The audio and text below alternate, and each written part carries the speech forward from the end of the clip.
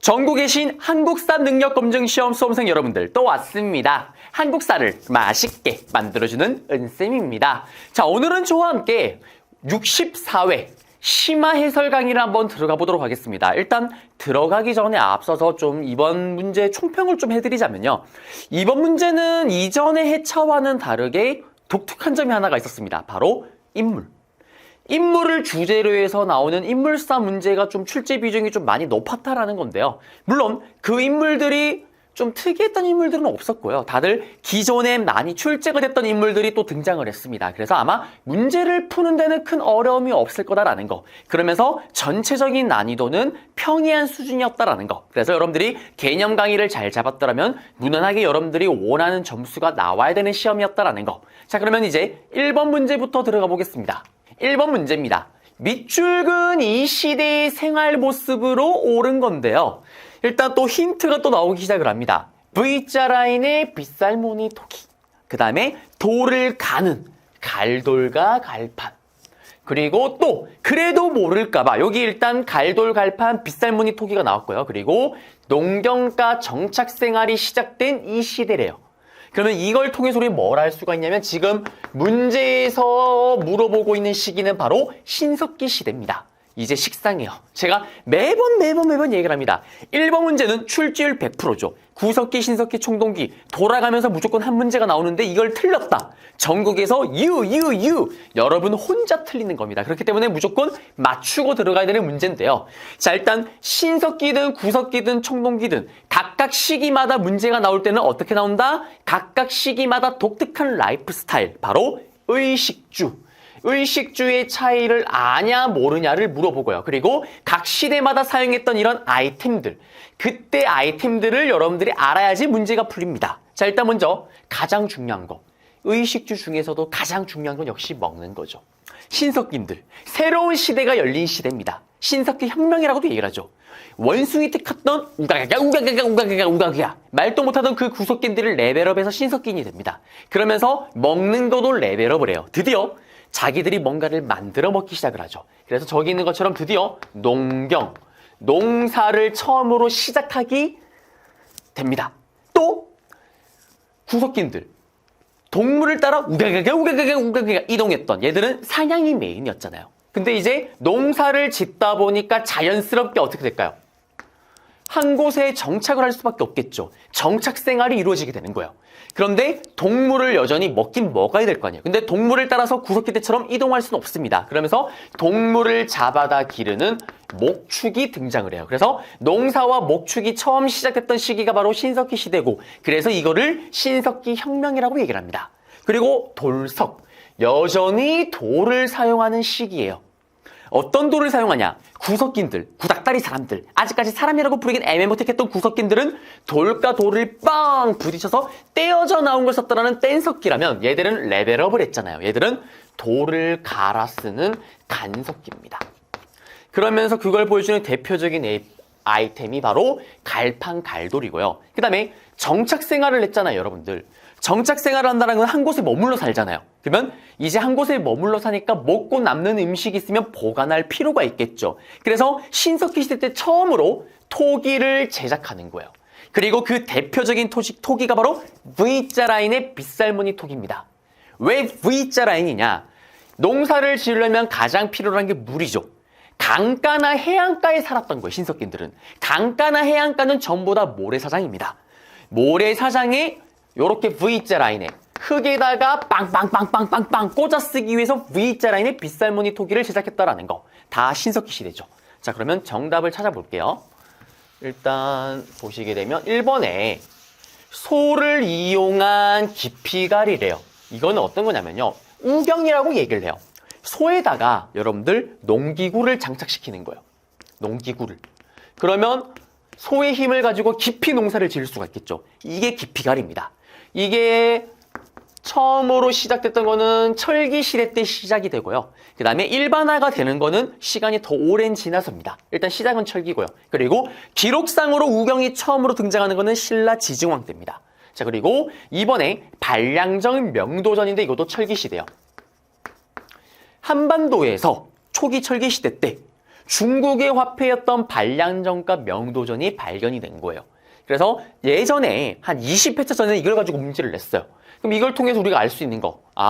초기 철기 시대 때 한반도 사람들은 누구와 중국과 교류를 했구나라는 걸 또 보여주는 증거기도 합니다. 그 다음에 청동방울을 의뢰 도구로 이용했대요. 청동방울 딸랑딸랑딸랑딸랑딸랑 바로 청동기겠죠, 일단. 이거는 뭐 굳이 모를 수가 없는 거고요. 그 다음에 거푸집을 이용해서 세형 동검이 나왔는데요. 자, 일단 청동검입니다. 그러면 일단 기본 청동기인데 거푸집이 어떤 거냐면요. 거푸집이 청동기 대량 생산기구 아이템이에요. 이렇게 짝을 이뤄서 이렇게 딱 붙여놓고 여기다 청동액을 또로로 붓게 되면 여기 붙인 거의 모양에 따라서 그대로 찍혀서 나오는 청동기 대량 생산기구 아이템인데 이게 처음 등장했던 거는 청동기 후기부터 초기 철기 시대 때 왕성하게 활용이 돼요. 청동기 끝 무렵에 등장을 합니다. 그런데 세형 동검은 청동기 시대 때 만들어졌던 동검이 이렇게 악기를 닮았다는 비파형 동검이라면 여기서 레벨업을 해서 철기 시대 때는 그냥 끝이 가는 이런 세형 동검으로 등장을 해요. 그래서 비파형 동검이라고 만약에 했더라면 그냥 청동기 시대겠지만 세형 동검이라고 했기 때문에 우리는 이게 철기 시대구나라는 걸 알 수가 있습니다. 레벨업에서 등장했던 이거는 비파형 동검은 청동기, 이거는 철기 시대입니다. 그 다음에 정답은 5번이죠. 가락바퀴와 뼈바늘이래요. 정착 생활을 이차잖아요. 개인적인 시간이 많습니다. 그래서 이렇게 가운데 구멍이 뻥 뚫린 가락바퀴예요. 여기다가 나무를 넣어서 실을 감아서 빙빙빙빙빙 만들어서 옷을 입는 원시적인 수공업 형태가 등장을 했던 게 바로 신석기 시대다라는 거. 정착 생활하면서 옷을 만들어 입기 시작했다는 거. 정답은 5번입니다. 2번 문제입니다. 가나라에 대한 설명으로 옳은 건데요. 지금 보시면은 힌트가 일단 왕에게 가뭄이 들었대요. 농사가 망했대. 그러자 모든 게 다 왕 탓이래요. 왕을 갈아엎어야 된대요. 그 다음에 이것만으로는 좀 애매하다. 그럼 밑에 나오겠죠. 보시게 되면 결정적 힌트. 가축의 이름으로 관직명을 지었는데 그게 바로 뭐다? 마가우가 차가구가. 마가우가 차가구가. 초기 철기 시대에 등장했던 여러 나라들 중에 바로 지금 여기서 물어보고 있는 나라는 부여입니다. 부여는 얘들이 살고 있는 곳은 어디냐면 초원지대예요. 농사가 잘 되는 농경지대가 아니라 평야지대가 아니라 초원지대. 축구장 같은 잔디풀이 숑숑숑숑숑숑 나 있는데 그러면 여기는 뭐가 메인이냐면 동물을 잡아다 기르는 목축이 메인이 됩니다. 그러면 이 부여라는 나라는 목축이 메인이다 보니까 당연히 동물을 많이 가진 부족장의 파워가 세겠죠. 그 부족장의 이름이 뭘까요? 마가우가 저가구가. 마가우가 저가구가. 뒤에 가가 징기스칸. 여러분들이 아는 유일한 몽골인 징기스칸. 칸, 우두머리. 그 칸의 옛말이 가예요. 말을 많이 가진 우두머리, 소를 많이 가진 우두머리, 개를 많이 가진 우두머리. 그 다음에 여기는 빠졌지만 저가, 돼지를 많이 가진 우두머리. 그래서 부여라는 나라는 이 부족장의 파워가 씁니다. 동물을 많이 가진 부족장이요. 말을 많이 가진 부족장. 즉, 이스킹.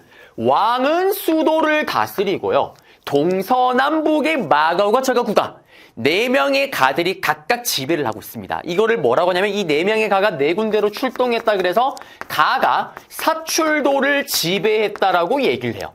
그러면 이 4명의 부족장이 같이 힘을 모으면 왕을 덜어낼 수가, 왕을 쫓아낼 수도 있었다라는 거. 그게 기록으로 나오는 게 바로 이 기록인 거예요. 그래서 이번에 문제는 가나라는 부여인 걸 알고 푸셔야 됩니다. 자, 들어가 볼게요. 정답은 바로 나오네요. 제가 개념 강의 때 맨날 얘기를 하는 부여영!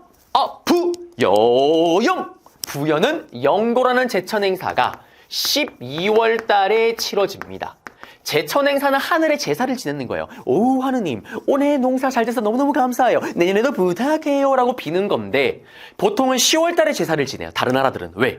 10월 달에 추석이 있잖아요. 해곡식 횟가일. 근데 부여는 목축이 메인이기 때문에 얘들은 사냥을 합니다. 그래서 12월 달에 사냥을 하고 영고라는 제천 행사를 지냈더라는 거. 그 다음에 한무제의 공격으로 멸망했대요. 이거는 고조선입니다. 고조선이요. 중간에 딱 껴서 중국의 한나라와 남쪽에 있던 진나라 사이에서 껴서 한나라의 물건을 받아다가 진나라에 갖다 팔고 진나라의 물건을 받아다가 중국 한나라에 갖다 팝니다. 흔히 말하는 중개무역이죠. 떼돈을 벌죠. 그러자 중국의 빡친 한무제가 그걸 빌미로 쳐들어옵니다. 그게 바로 한무제의 공격이에요. 그래서 고조선 얘기고요. 정삼에 모여서 재상을 선출하였다. 이거는 백제죠. 자, 삼국시대 때 고구려, 백제, 신라는 각각 삼국은 귀족회의가 있습니다. 시험에 너무 잘 나와요. 정답이 안 되더라도 이렇게 오답 선지로 매번 활용이 되는데 백제는 의자왕, 낙하하면서 삼천궁녀와 다이빙 뾰! 실제로 백제 귀족들은 돌이 있는 곳에 노는 걸 좋아했대요. 그래서 귀족회의가 정사회의고요. 그 다음에 신라 같은 경우는 만장일치제의 화백회의, 그리고 고구려는 부여가 마가우가 저가구가처럼 부족장의 파워가 그렇게 셌던 이름이 그것처럼 고구려는 상가, 고추가, 대가 같은 또 가예요. 가들이 또 부족장의 파워가 또 셉니다. 고구려도요. 그 부족장들이 모였던 회의가 바로 가들이 모였다는 제가회의입니다. 그래서 고구려는 제가회의. 그 다음에 4번에 책하가 있다. 이거는 동유에 예술과 예능을 사랑하는 민족답게 아주 예민한 민족이에요. 누군가 나의 공간을 침범했다. 제가 이렇게 열심히 수업을 하고 있는데 누가 예문사의 수학 선생님이 들어오셔서 수학 수업을 할 거예요? 그러면 어떻게? 제가 바로 화를 내겠죠. 왜? 지금 이 공간은 오늘만큼은 제가 빌린 공간, 저의 시간이고 제 공간입니다. 여길 침범했다. 꾸짖을 책, 꾸짖고 화를 내고 나의 정신적 피해 배상하세요. 수학 선생님. 수학 선생님으로부터 소, 말, 노비 등을 받는 게 책합니다. 그 다음에 소도. 소중한 공간 소도는 이거는 사만 지역에 있었던 거예요. 사만은 전라도와 경상도 일대의 마한, 변한, 진안이죠. 농사가 너무너무 잘 되는 경상도와 전라도입니다. 농사는 날씨의 영향을 많이 받잖아요. 그래서 사만 지역에는 날씨만을 담당하고 케어하는 제사장이 등장을 해요. 정치적 지배자 군장을 제외하고 그 제사장을 뭐라고 얘기를 하냐면 하늘의 군장이라고 해서 청군이라고 부릅니다. 그리고 사만 내에 이 청군이 다스리는 소중한 공간인 소도가 또 있었다라는 거. 이거는 사만입니다. 정답은 1번 되겠습니다. 3번 문제입니다. 가에 들어갈 내용으로 가장 적절한 건데요. 일단 안악 3호분 벽화래요. 쉽게 나온 거예요. 사실 여기 보시면 암악 3호분인데 저기 북한 지역에 황해도 지역에 발견된 벽화죠. 그리고 이걸 통해서 사실 가에 들어갈 나라가 지금 보시면은 여기 가에 들어갈 나라는 고구려라는 거를 쉽게 알 수가 있어요. 그런데 혹시나 그래도 모를까봐 또 몇 개 힌트를 좀 더 줬습니다. 이거 이미 나왔네요. 아까 제가 앞에서 얘기했던 거잖아요. 2번 문제 해설할 때 가. 고구려에는 부족장의 이름이 뭐였습니까? 강력한 부족장의 이름이 큰가, 대가, 상가, 고추가 이런 가들이 모였던 귀족회의가 제가회의가 있었다고 얘기를 했었죠. 고구려는. 그리고 올라가시면 경당이 있습니다. 이건 학교예요. 학교.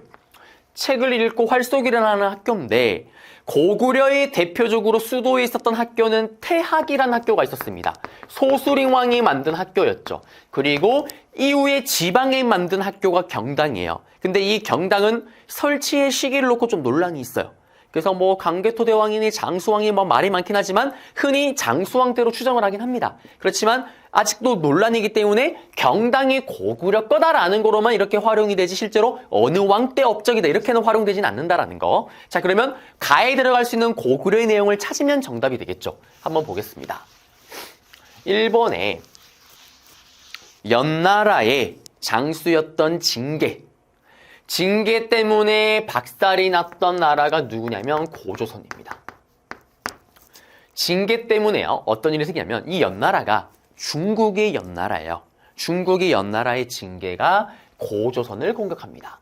그러면서 원래 고조선의 영역 지역이 핵심 중심 지역이 만주였다가 이 징계의 공격을 받으면서 고조선이 서쪽 땅에 한 엄청나게 넓은 영토를 다 잃어버립니다. 그러면서 고조선의 중심 지역이 평양으로 바뀌게 되는 그 사건이 이건데 기원전 한 281년 무렵으로 추정을 해요. 근데 뭐 중요한 건 아니고요. 이게 고조선이다라는 것만 아시면 되는 거고 그 다음에 2번에 골품에 따른 신분차별이 심했대요. 이거 골품제, 신라죠. 신라는 골품, 뼈골, 품계, 태어날 때부터 품계를 가지고 태어나는 거예요. 여러분들의 엄마, 아빠, 저의 엄마, 아빠가 그러려고 했지만 왕족이래요. 그러면 우리는 정말 성스러운 뼈를 가진 사람 성골이에요. 엄마 아빠 둘 중에 한 명이 왕종인 경우 진짜 뼈대가 좋은 사람 진골입니다. 그 밑에 일반적으로 엄마 아빠가 왕족일 리가 없겠죠. 그러면 6두품, 5두품 이렇게 쭉쭉쭉 내려가는 거예요. 그게 골품 제도고요. 이거에 따른 신분 차별이 엄격했다라는 거고, 실제로 진골이냐 아니면 6두품이냐에 따라서 쓰는 빚의 재질까지, 집의 평수, 가질 수 있는 말의 수까지 이런 것들을 각종 제한을 가했다라는 거. 그 다음에 빈민을 구제하기 위해서 진대법, 이것도 정답이 되진 않지만 오답선지로 정말 많이 나오는 거죠. 고구려에 왠지 모르게 이름부터 고구려틱합니다. 고국천왕의 업적인데요. 당시 재상이었던 을파소의 건의를 받아서 진짜 대출해주는 거. 진짜 큰맘 먹고 대출해주는 거. 뭐냐? 여러분들이 농사를 지었습니다. 개폭망을 했어요. 그때 어떻게? 손가락만 쪽쪽쪽 말고 있겠죠. 이때 국가가 쌀을 빌려주고 그 다음에 이자를 쳐서 받는 거. 그러니까 농민들은 왕에 대한 충성심이 불타오르겠죠. 고국천왕은 이걸 통해서 왕권 강화를 또 했다라는 거. 내가 바로 고구려의 하늘과 같은 왕이다. 자, 그 다음에 4번에 범금 8조, 흔히 고조선 8조법이라고 이야기를 하죠. 고조선은 8조법이 있었고요. 지금 현재는 3가지 내용이 전해 들어옵니다. 그러면서 고조선이라는 나라가 사유재산 제도가 있었구나. 그 다음에 노동력을 중시 여겼구나. 그 다음에 신분 제도가 있었구나. 그리고 노비 제도가 있었구나. 이런 것들을 알 수 있는 내용이고요. 사실 지금 이렇게 넘어가긴 하지만 고조선 문제가 단독으로 출제될 때 범금 8조가 정답이 되기도 하고요. 실제로 또 고조선의 8조에 전해지는 내용을 제시문에 통째로 던져놓고 다음 나라에 대한 설명을 했을 때 여러분들이 고조선을 또 찾아야 된다라는 거. 자, 그 다음에 5번이 최근에 한능검 시험에서 슬슬 자주 활용되고 있는 대표 선지 중에 하나입니다. 그전에는 잘 나오지 않았던 선지예요. 이거는 백제입니다. 실제로 최근에 백제로 문제가 나올 때 이게 정답이 된 적도 있습니다. 백제는 왕족이 부여시고 그 외에 8개의 성씨가 귀족을 이뤘다라는 거. 정답은 그러면은 지금 고구려니까 정답은 3번이 되겠네요. 그래서 3번의 정답은 3번입니다. 4번 문제입니다. 가에 해당되는 문화유산으로 옳은 건데요. 지금 부여 능상리 절터에서 발견이 됐대요. 그리고 백제의 예술 수준을 보여주는 거고, 그 다음에 중요한 키워드 나왔죠. 불교와 도가 사상이 함께 들어갔다. 백제의 문화재 중에서 도교 사상이 들어가는 아이템으로 대표적으로 뭐가 있습니까? 우리 도교 문제가 나올 때 많이 활용되잖아요. 제가 개념 강의 때 얘기를 했는 건데, 바로 도교와 관련된 거는 백제에서는 산수문이 벽돌, 그 다음에 백제 금동 대학로, 그리고 고구려에 사신도 벽화가 있는데, 지금 공예 기술이니까 산수문의 벽돌이 아니라 분명히 백제금동 대학로가 정답이 될 거예요. 그리고 실제로 그거는 능상리 절터에서 출제가 됩니다. 그리고 능상리 절터를 가지고 또 문제, 능상리 백제 문화유산 전체를 물어보는 문제가 나올 때, 지역 문제로 나올 때 또 능상리 지역을 콕 찍어놓고 여기서 발견된 거 했을 때도 백제금동 대학로인 걸 또 아셔야 된다라는 거. 일단 백제금동 대학로는 정답의 5번이죠. 자, 여기 보시게 되면 도교와 불교가 콜라보된 문화재예요. 보시면 여기 주작. 주작을 타고 다니는 건 누굴까요? 도교의 핵심은 신선사상입니다. 도사들이 신선이 되는 거예요. 도사들은 새를 타고 다니겠죠. 그리고 도사들이 사는 곳, 신선들이 사는 곳은 산이잖아요. 여기 뽕긋뽕긋 삐져나온 게 산을 표현한 거예요. 산에 살겠죠. 그 다음에 뒤에 요 받치고 있는 게 드래곤 용입니다. 용 타는 거 우리 신선이에요. 도교예요. 그런데 불교는 어디냐면 여기 보시면 연꽃문이 보이죠. 요 받치고 있는 거. 이게 연꽃이에요. 여러분들 불교를 모르더라도 이렇게 절이나 이런 그림을 한 번씩 이렇게 보시게 되면 부처님이 이렇게 연꽃 위에 이렇게 있잖아요. 불교입니다. 불교. 그래서 정답은 5번이고 불교의 내용도 들어갔지만 기본적으로 이 항로는 도교적인 성향이 더 강하다라는 거. 그 다음에 1번입니다. 1번 또 시험에 단독으로 잘 나오는 거죠. 발해의 대표적인 문화재.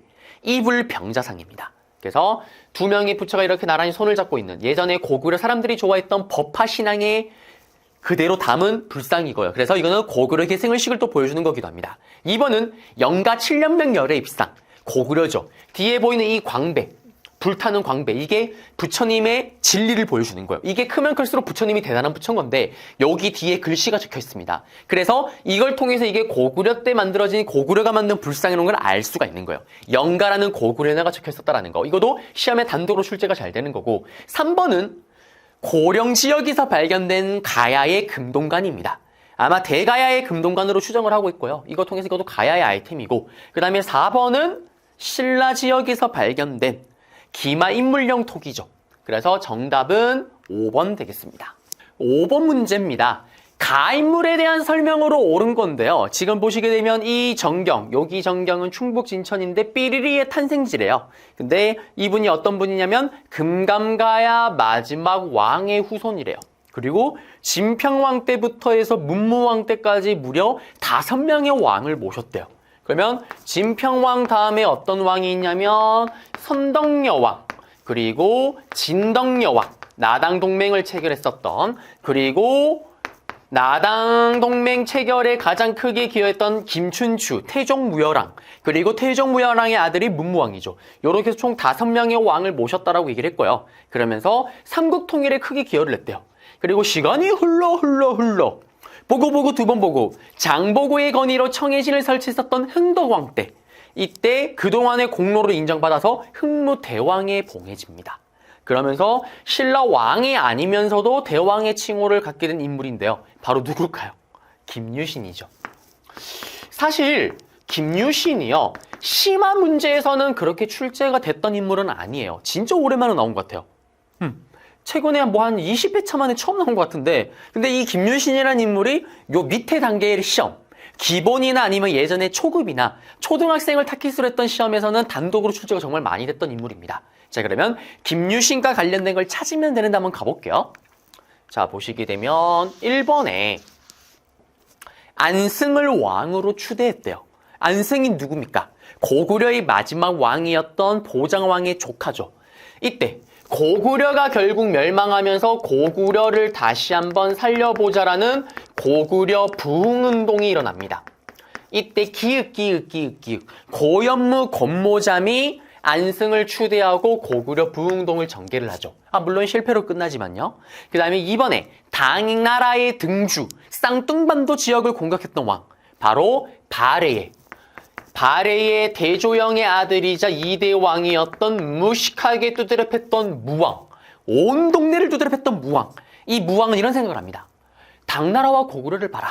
예전에 그렇게 치고받고 싸우지 않았냐. 고구려를 계승한 우리 바레, 당나라와 또 그렇게 싸울 거다. 어차피 싸울 거면 우리가 먼저 선제 공격을 합니다. 우리나라 역사상 사실상 처음이자 마지막 해외 대외 원정이고요. 이때 무왕은 당나라가 예전에 고구려를 쳤던 길을 그대로 갑니다. 쌍뚱반도를 그대로 공격을 하죠. 이때 누구를 통해서? 장문유 장군을 통해서 수군을 동원해서 저기 등주 쌍뚱반도를 선제 공격했다라는 거. 그 다음에 정답은 3번입니다.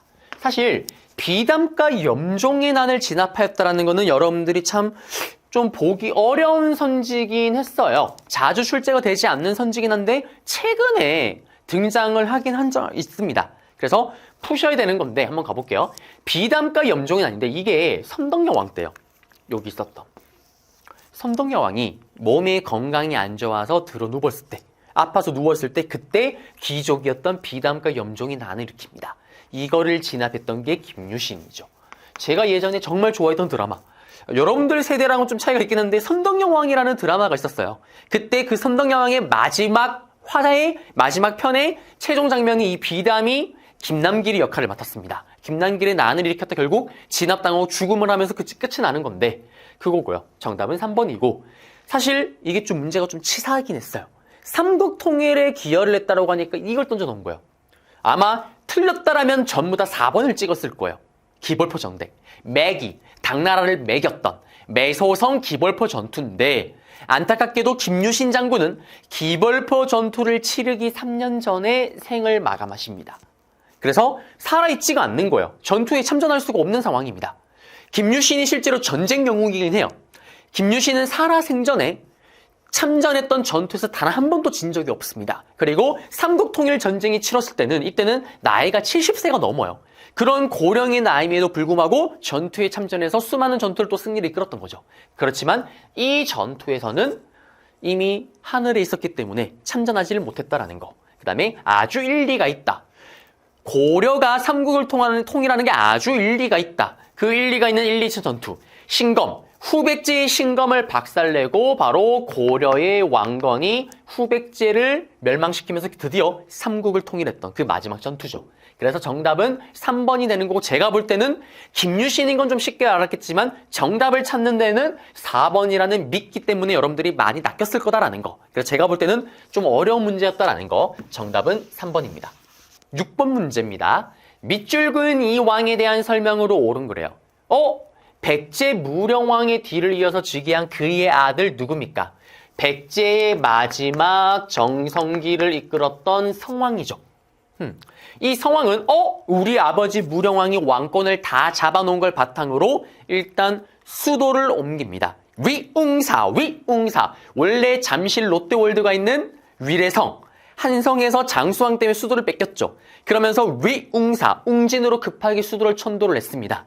그리고 좀 상황이 정비가 되자 이제 어떻게 좀 더 수도로 삼기 진짜 좋은 곳으로 마지막으로 위웅사, 사비로 천도했던 게 바로 백제 성왕이고요. 수도를 옮기니까 인테리어 새로 합니다. 나라의 국호를 남쪽에 부여다 그래서 남부여로 바꾸고요. 그리고 행정체제를 손을 댑니다. 바로 중앙강청을 22부, 22개 부서로 정리를 하고요. 그리고 이 백제 성왕이 있었을 때 신라에는 누가 있었습니까? 바로 신라 최고의 정성기를 끌었던 진짜 흥행했던 진흥왕. 둘은 지금 나당 동맹 중입니다. 100년 동안 이어졌던. 성왕과 진흥왕이 손을 잡고 어디로? 고구려의 장수왕 때 뺏겼던 한강 유역을 되찾기 위해서 둘이 같이 쳐들어갑니다. 그러면서 한강을 다시 뺏어요. 그러자 신라 진흥왕이 사뿐하게 백제성왕 대신을 땡기죠. 그러면서 신라 진흥왕이 한강을 다 독차지합니다. 그러자 빡친 성왕이 한강으로 쳐들어가는 게 아니라 신라 수도 경주로 쳐들어가죠. 그 경주로 가는 길목이었던 관상선 전투에서 결국 백제성왕이 붙잡히면서 죽임을 당합니다. 그러면서 백제는 마지막 왕, 의자왕 때까지 쭉 암흑기, 신라 진흥왕 때는 가장 넓은 영토를 차지했던 신라 최고의 정성기로 치닫게 되는 거죠. 그러면 이거와 관련된 거. 백제 성왕은 위웅사. 아버지가 왕권을 다져놓은 걸 바탕으로 위웅사, 마지막으로 수도를 사비로 옮겼다라는 거. 그리고 금마저의 미륵사를 창건하였다. 이거는 백제 무왕이죠. 백제 무왕입니다. 그 다음에 윤충을 보내서 대야성을 함락하였다. 백제 마지막 왕이었던 의자왕. 왕이 처음 올랐을 때는 아주 똘똘했던 왕입니다. 그러면서 신라의 수많은 수십 개 성을 뺐죠. 대표적으로 이 대야성. 그래서 똥줄 탔던 신라가 체결했던 게 바로 나당 동맹이잖아요. 그 다음에 고흥으로 하여금 서기를 편찬하였다. 이거는 백제 최고의 정성기를 이끌었던 근초고왕. 이 책 이름은 여러분들 치마에서는 선지로 많이 정답이 되기도 합니다. 선지뿐만 아니라 정답으로요. 똑같아요. 모든 나라의 왕들, 내가 잘난 거 있으면 기록으로 남기고 싶어 합니다. 저도 제가 잘한 거 있거나 아니면 자랑하고 싶은 거 있으면 제 인스타에 다 올리는 거예요. 사람은 다 똑같습니다. 자랑하는 거예요. 그러자 백제 최고의 정성기를 끌어던 근초고왕, 자신의 업적을 자랑하기 위해서 고흥을 불러서 서기라는 책을 편찬했고요. 신라 최고의 정성기를 끌어다 앞에 봤던 진흥왕은 거칠게 배신을 땡겼죠. 거칠부 아저씨를 데려와서 국사라는 역사책을 썼다라는 거. 자, 그 다음에 5번에 부기의 사신을 보내고 고구려를 공격했대요. 이거는 괴롭게 죽었던 계로왕이에요. 계로왕 때 고구려의 왕이 누구였냐면 바로 장수왕입니다. 장수왕의 힘이 너무 세니까 계로왕은 중국의 북쪽에 있던 오랑캐 민족이었던 부기에게 할품이를 요청하고 고구려를 좀 공격해달라고 요청을 해요. 근데 부기가 그 사실을 장수왕에 알려줍니다. 야, 그거 아니? 백제가 나한테 너 공격하래. 바로 쳐들어오죠. 그러면서 결국 괴롭게 죽었던 계로왕, 바로 수도를 장수왕에게 뺏기고 본인도 죽임을 당합니다. 그러면서 그의 아들이었던 문주왕이 두 번째로 수도로 옮긴 게 바로 웅진이죠. 웅진. 자, 그러면 정답은 2번 되겠습니다. 7번 문제로 들어가겠습니다. 가시기에 있었던 사실인데요. 지금 여기 보시면 우리 고구려군이 안시성 전투에서 당나라를 격퇴했대요. 자, 그러면서 여동성, 배감성이 함락되는 위기를 맞았지만 안시성에서 끝내 물리쳤다네. 자, 이거는 당나라가 고구려를 쳐들어온 당나라와의 1차 전투죠. 이때 대표적인 전투가 안시성 전투입니다. 걸어 잠궈서 어떻게? 당나라의 식량을 축내고요. 당나라를 추위에 떨게 하면서 결국 스스로 퇴각시켰던 그 전투고요. 그 다음에 여기 오른쪽에 있는 그림을 보시게 되면 남건이가 자신의 형이었던 연남생을 몰아냈대요. 그러자 빠친 형이었던 연남생이 고구려의 여러 성을 당나라에 바치고 항복했대요. 이거는 뭐냐면 고구려 멸망 직전의 상황이죠. 고구려 멸망 직전의 상황입니다. 고구려의 대망리지, 사실상 왕을 지멋대로 부렸던 연개소문, 개소문아찌가 아야 죽어요. 그러면서 개소문의 첫째 아들이었던 연남생이 모든 권력을 틀어지는데 밑에 있던 동생들, 남건이가 이걸 못 참고 배신을 땡깁니다. 형을 몰아내요. 그러자 빠친 형이 어떻게 되냐? 고구려의 옛날 수도였던 국내성을 비롯한 6개 성을 갖다 바치고 백성들도 당나라에 갖다 바칩니다. 그러면서 당나라의 길라잡이, 당나라의 앞잡이가 돼서 고구려 멸망 전투에 직접 참전해서 결국 고구려를 멸망시키죠. 그래서 결국 고구려가 멸망하는 건데 그럼 여기 사이에 들어가는 내용을 찾으면 되는 거예요. 한번 볼까요? 1번에 고구려의 소스링왕이 율령을 반포하였다. 이거는 당나라와 전투를 치르기 훨씬 전이잖아요. 소스링왕이 누굽니까?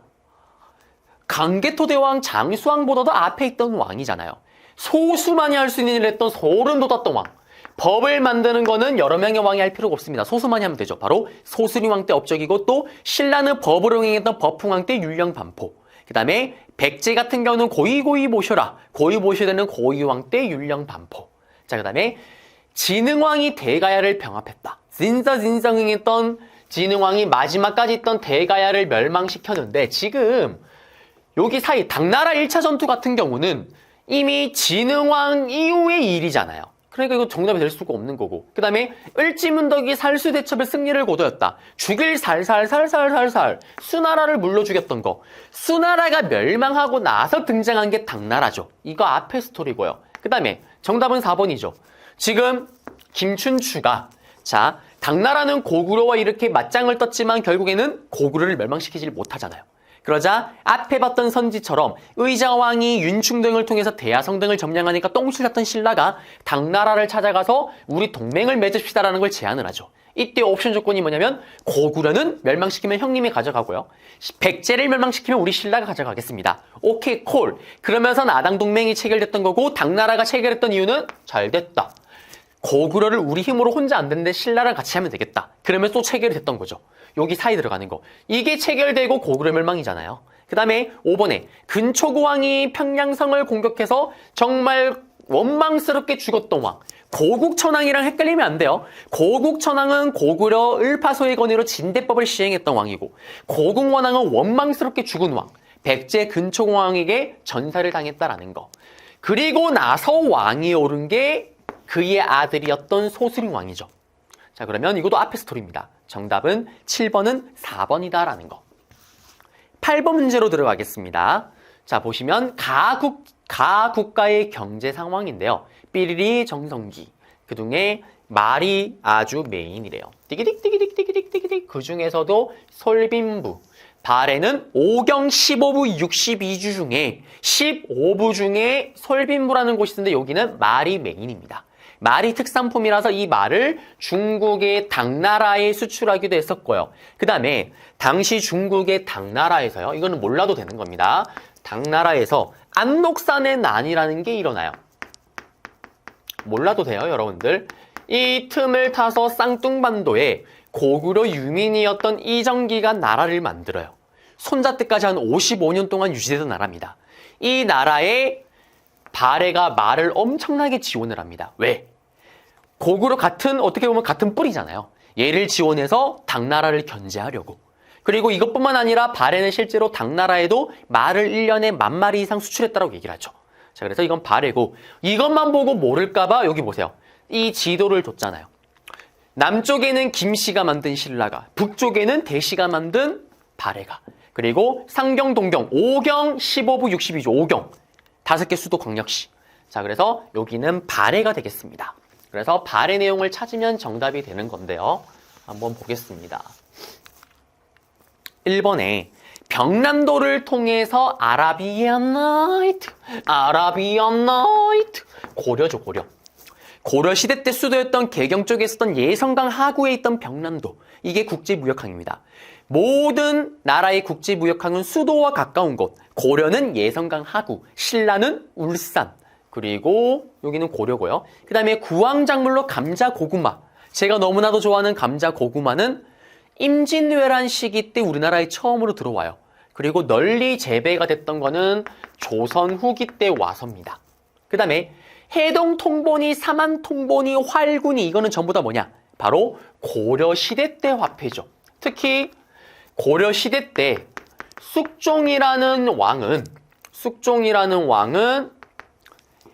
주전도감이라는 화폐 만드는 부서를 설치한 후에 여기서 해동통보, 삼안통보, 활구 같은 화폐를 만들었다라는 거. 그 다음에 4번에 시장을 관리하는 동시전을 설치를 했대요. 요거는 신라입니다.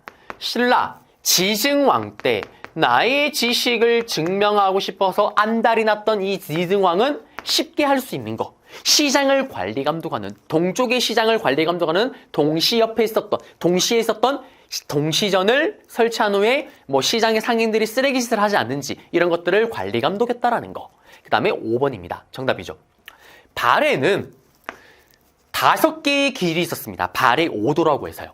발해는 거란으로 가는 길인 거란도, 영주도, 그 다음에 영주도는 당나라로 가는 거예요. 또 당나라로 가는 뭐 조공도, 신라로 가는 신라도, 특히 신라도를 통해서 신라와 교류했다. 이렇게도 정답이 많이 되는 거고요. 그 다음에 일본으로 가는 일본도가 있었다라는 거.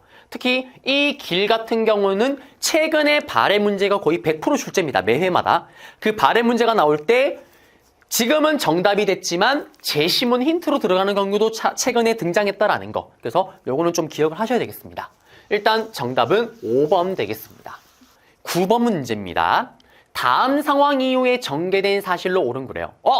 청해진의 궁보기.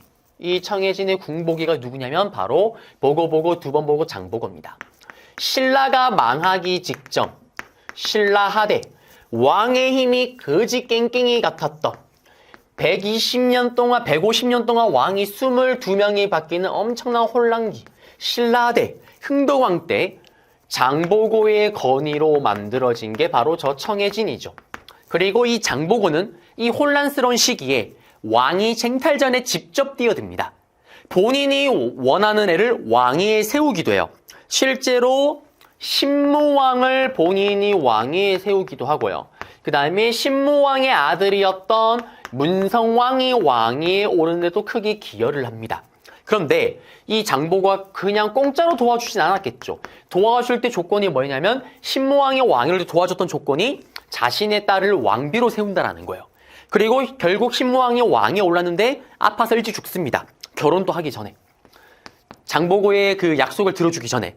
그러면서 이제 그 약속이 아들에게로 넘어갔는데 문성왕이 결혼을 하려고 했어요. 그러자 진골 귀족들이 들고 일어납니다. 전하, 어디 저 천한 적부도 없는 궁보기, 장보고의 딸을 왕비로 만들 수가 있습니까? 세울 수가 있습니까? 안 됩니다.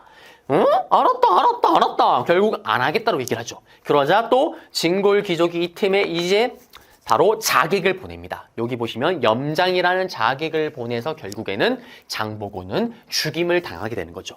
사실 이게 장보고의 업적을 물어본다라고 했더라면은 뭐 다 장보고 관련된 걸 찾아야 됐겠지만 지금 이거 이후라고 얘기를 했잖아요. 그러면 신라 하대 때 사회 혼란상 중에 하나가 분명히 정답으로 들어갈 거예요.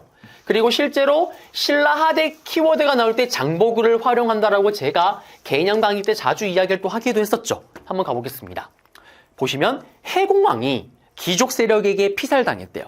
이거는 신라 중대입니다. 신라 상대는 삼국 통일되기 전이고요. 신라 중대의 시작점을 태종무열한 김춘추부터 봐요. 그리고 이 신라 중대의 마지막 왕이 해공왕이에요.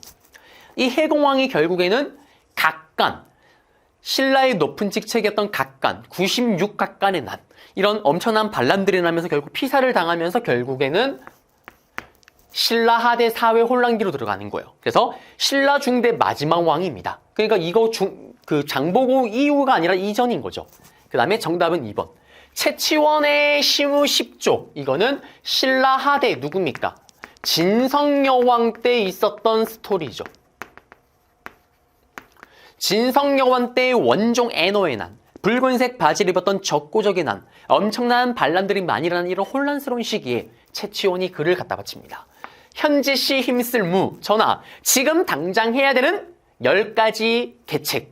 그렇지만 어디 천안 육두품 주제의 정치를 하는데 받아들여지지 않고 채치원은 삐져서 산으로 들어간다고 얘기를 했습니다. 육두품의 한계를 보여줬던 이 채치원의 사례, 어쨌든 신라하대죠. 정답은 2번이고요. 그 다음에 3번에 왕의 장인이었던 돌대가리 아저씨 김은도라찌가 반란을 일으켰대요. 이거는 신라 중대의 뉴스페이퍼 킹왕, 바로 신문을 읽어서 그렇게 똑똑했다라는 신문왕의 사건입니다. 신문왕의 장인어른이 김은도래요. 왜 돌대가리냐? 여러분들로 치면 여러분들 외할아버지가 여러분들 아버지 죽이겠다고 칼 들고 오는 거예요. 사실 그 이유가 있어요. 김은돌의 와이프가 아니라 김은돌의 딸이 신문왕의 부인일 거 아니에요. 근데 신문왕이 김은돌의 딸, 자신의 부인을 홀대합니다. 그러자 반란을 일으키죠. 근데 이거를 사뿐하게 진압하고 신문왕은 어떻게? 본인에게 대들었던 귀족들을 요긴 안에 다 올가매면서 다 작살내버립니다. 그러면서 왕의 권력을 폭발적으로 강화시켰던 게 신라 중대에 있었던 뉴스페이퍼 킹왕, 신문왕 때의 업적이다라는 거. 자, 그리고 자장의 건의를 받아서 황룡사 9층 목탑을 설치했던 거는 신라가 삼국통일되기 전이었던 신라 상대. 신문왕은 누굽니까? 신라 중대. 김춘추 태종무열왕의 손자. 두 번째 그 다음에 왕이었던 문무왕. 문무왕의 아들이 신문왕이고, 신라 상대. 성덕여왕 때는 삼국이 통일되기 전이잖아요. 이때.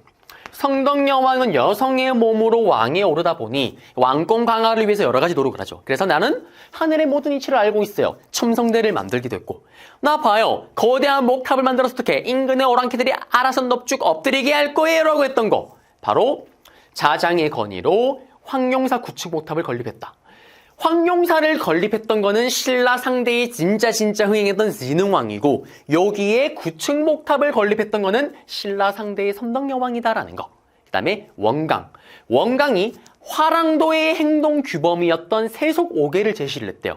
이거는 기본적으로, 아니 화랑이 삼국 통일에 정말 큰 역할을 하잖아요. 그러면 그들의 행동 규범이 적어도 삼국 통일 되기 전에는 나왔겠죠. 신라대 이유는 아닌 걸 알 수가 있죠.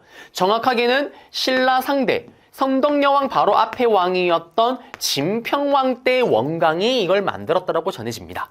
정답은 2번 되겠습니다. 10번 문제입니다. 다음 검색창에 들어갈 인물에 대한 설명으로 옳은 건데요. 자, 이번에도 인물입니다. 송악을 근거지로, 개경을 근거지로 나라를 세웠대요. 뭐 왕건 아니면은 궁예겠죠. 근데 국호를 마진으로 정하고, 그 다음에 연호를 무태라고 했대요. 그 다음에 결정적 힌트, 수도를 철원으로 옮겼대요. 제가 또 이 군생활을 또 철원에서 하지 않았습니까? 정말 추운 그곳. 전 여기 있으면서 왜 나라가 망한지 알겠어요. 교통이 너무 불편해요, 여러분들. 그리고 지금 또 아마 철원이, 제가 물론 10년 전에 있긴 했지만, 이때도 아마 철원이 도로가 2차선 이상을 찾기가 쉽지가 않습니다. 교통이 너무 불편해요. 물론 불편하기보다는 차가 그만큼 안 다니긴 하죠. 그래서 2차선만으로 충분히 소화가 되긴 하는데, 자, 이때 궁예가, 후고구려의 궁예가 그 좋은 개경을 버리고 갑자기 뜬금포로 철원으로 간 이유가 뭐냐면, 본인이 예전에 몰락했던 신라 왕족의 출신이긴 하지만 본인이 도적 출신이에요. 도적의 무리를 이끌고 나라를 만들다 보니 아무래도 자기 지지 기반이 약합니다. 그래서 이때 본인의 왕권을 강화시키기 위해서 신비주의 컨셉. 나는 미륵부처다. 네가 내 욕한 거 다 알아. 죽여버리고. 나는 미륵부처다. 그 미륵신앙을 이용하고 신비주의 컨셉으로 철원으로 들어갔다고 얘기를 하죠. 그래서 많은 역사 박사님들이 후고구려 궁예가 망했던 이유 중에 하나로 이 철원 천도를 또 보기도 합니다. 그러면 이 궁예와 관련된 걸 찾으면 1번에 후당 5월에 사신을 보냈다. 이거는 후백제를 경국했던 견훤입니다.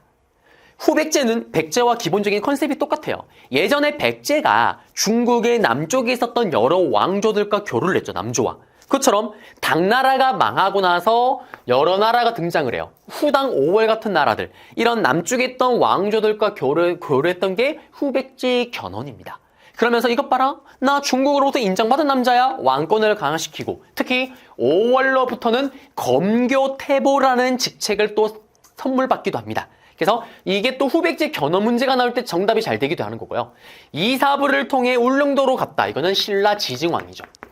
아무도 가지 않는 그곳 울릉도 이사부 장군을 통해서 우상국을 점령했고요. 그 다음에 패정개혁을 통해 정치도감, 이거는 신라가 아니고 고려 때 원간섭기, 원나라의 반쯤 식민 지배를 받았던 시기 때 각종 패단을 잡기 위해서 특히 왕에게 대들었던 친원파, 원나라와 친하게 지냈던 건문세족이 강제로 뺏은 땅을 다시 뺏으려고 했었던, 그러면서 만들었던 게 정치도감인데 결국에는 이건 실패로 끝났고요.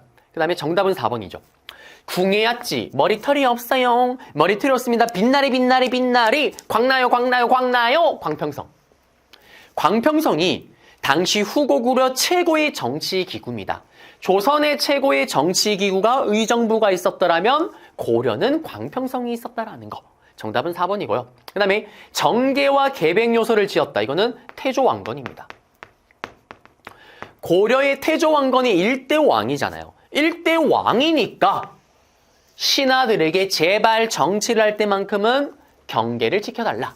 제발 정치를 할 때만큼은 100명의 관료들아 제발 좀 경계를 좀 지켜달라라는 걸 글로 남겼던, 관리가 지켜야 되는 규범을 제시한 거예요. 너 여기서 더 오버하면 왕에 대한 도전이야. 죽여버린다. 1대 왕이었던 태조왕건이 남겼던 거고, 1대 왕이니까 또 자기 자식들에게 가훈을 남기죠. 훈훈한 훈요 10조를 남겼던 게 태조왕건입니다. 정답은 4번 되겠습니다. 11번 문제입니다. 가와 나 사이의 시기에 있었던 사실로 옳은 건데요. 일단 보면은 가와 나인데요. 아마 가 같은 경우는 여러분들이 좀 생소한 선지지 않나, 제시문이지 않나라는 생각이 들어요. 뭐냐면은 이게 만부교 사건이에요. 태조 왕건 때 1대 왕이었던 태조 왕건 때 있었던 사건인데요. 고려는 기본적으로 거란과 사이가 나빠요. 왜? 거란이 예전에 누구를 멸망시켰습니까? 고구려를 계승했다라는 발해를 멸망시켰죠. 근데 고려는 또 어떤 나라를 계승했다 해서 이름이 고려입니까? 고구려를 계승했다 해서 고려잖아요. 그러니까 어디 감히 고구려를 계승한 발해를 멸망시킨 주제에 꺼지라고 얘기를 합니다. 그래서 거란과 사이가 나빠요. 근데 문제는 거란은 중국 본토에 있는 송나라와 전쟁 중인데 본인 뒤통수에 있는 고려는 중국 송나라와만 친하게 지냅니다. 그러니까 항상 불안한 거야. 그래서 송나라와 싸우기 전에 고려와 좀 친하게 지내고 싶었던 거예요. 그래서 태조 왕건에게 계속 끊임없이 러브콜을 보냅니다. 그 여러 러브콜 중에 하나가 뭐냐면 낙타 50피를 선물로 보내요. 그런데 이 보세요. 어디 발해를 멸망시킨 주제라면서 이때 왔던 사신 30명을 섬으로 유배해 내고요. 낙타는 모두 다 굶겨서 죽여버립니다. 이게 만부교 사건이에요. 태조 왕건 때. 그 다음에 나 같은 경우는 다들 아실 거예요. 나는 거란의 2차 침입이죠. 1차 침입 때는 송영시, 소송영과 우리의 서희 장군이 만나서 외교 담판으로 강동육지를 획득했고요. 그렇지만 그때 획득한 대가로 송나라와 이제 좀 덜 친하게 지내고 거란과 친하게 지내겠다라는 약속을 안 지키자 빡친 거란이 다시 쳐들어온 게 2차죠. 이때 누가? 바로 양규 장군이 맹활약을 펼칩니다. 퇴각하는 거란군을 빠바바바바 공격했던 게 양규 장군이었죠. 그러면서 여기 있는 것처럼 군사 700여 명을 이끌고 군사 1000여 명을 또 수습하고요. 그리고 나서 어떻게? 이때 거란군을 기습 공격으로 공격을 가했고 이때 붙잡혔던 고려의 백성들을 구했던 어쨌든 양규 장군입니다. 그러면은 태조 왕건과 거란의 2차 침입, 이때 왕은 누구냐면 고려의 현종이죠. 그러면 여기 사이에 들어가는 걸 찾는 건데 얼핏 보면 좀 어려워 보이지만 의외로 정답은 좀 쉽게 나올 수가 있었습니다. 한번 가볼게요. 왜 그러냐면 정답은 일단 1번이죠. 외침에 대하여 광군이 조직되었다. 이 광군은 시험에 잘 나옵니다. 제시문 선지로 많이 활용이 됐던 거예요. 심화에서. 고려 문제가 나올 때 그냥 고려와 관련된 내용 했을 때 이게 정답이 되기도 했었고요. 광군 같은 경우는 바로 정종 때 고려의 3대 왕이었던 정종 때 거란이 어떻게 고려를 침공한다라는 정보를 입수하자 만든 게 바로 광군입니다. 그러니까 지금 태조 왕건 이후의 얘기니까 정답이 1번이 되는 거고요. 근데 만부교 사건이 태조 왕건이 아닌 걸 몰랐더라도 여러분들이 정답은 풀 수가 있어요. 볼까요? 보세요. 강강찬이 기주대첩에서 기읒 고려, 거란, 강동육주안의 기주대첩에서 승리를 거뒀던 거. 이거 거란의 3차 침입이죠. 그러면 이건 일단 나이우잖아요. 틀렸죠. 그 다음에 화통도감, 대포, 우왕 때입니다. 우왕 때 채무선의 건의를 받아들여서 화통동을 만들고 이때 맞는 대포로 채무선이 신나. 그 다음에 신나게 어떻게 진포에서 박살을 냈던 진포대첩. 이거 고려 후기잖아요. 고려 후기 때 훨씬 이후의 일이죠. 고려가 거의 망하기 직전에 뭐 좀 해보려고 하면은 홍건적과 왜구가 쳐로 들어올 때고 그 다음에 김윤우 장군이 처인성에서 샤리타 당시 총사령관이었던 샤리타를 활을 쏴서 회사스로 죽였던 거. 이거 몽골의 2차 침입 때죠. 몽골의 2차 침입 이때 무신직공기잖아요. 최후가 있었던 시기. 이거 나이후죠. 그 다음에 철령이의 반대를 해서 요동정벌 우왕 때입니다. 우왕 때 몽골 원나라를 덜어내고 원나라 자리를 들어잡았던 명나라. 명나라가 야 고려야 니들 예전에 원나라가 니들 땅에 가졌던 철령위 땅 이거 우리가 다시 그대로 누려야 되겠다 라고 얘기를 하자 거기에 반발해서 우왕과 최영이 준비했던 요동정벌. 이거도 고려 후기 때잖아요. 그러면은 2번부터 5번까지는 자연스럽게 무조건 나이운 걸 알 수가 있는 거예요. 그럼 남는 거 1번이죠. 이거는 소구법으로도 풀리는 겁니다. 정답은 1번이었다라는 거.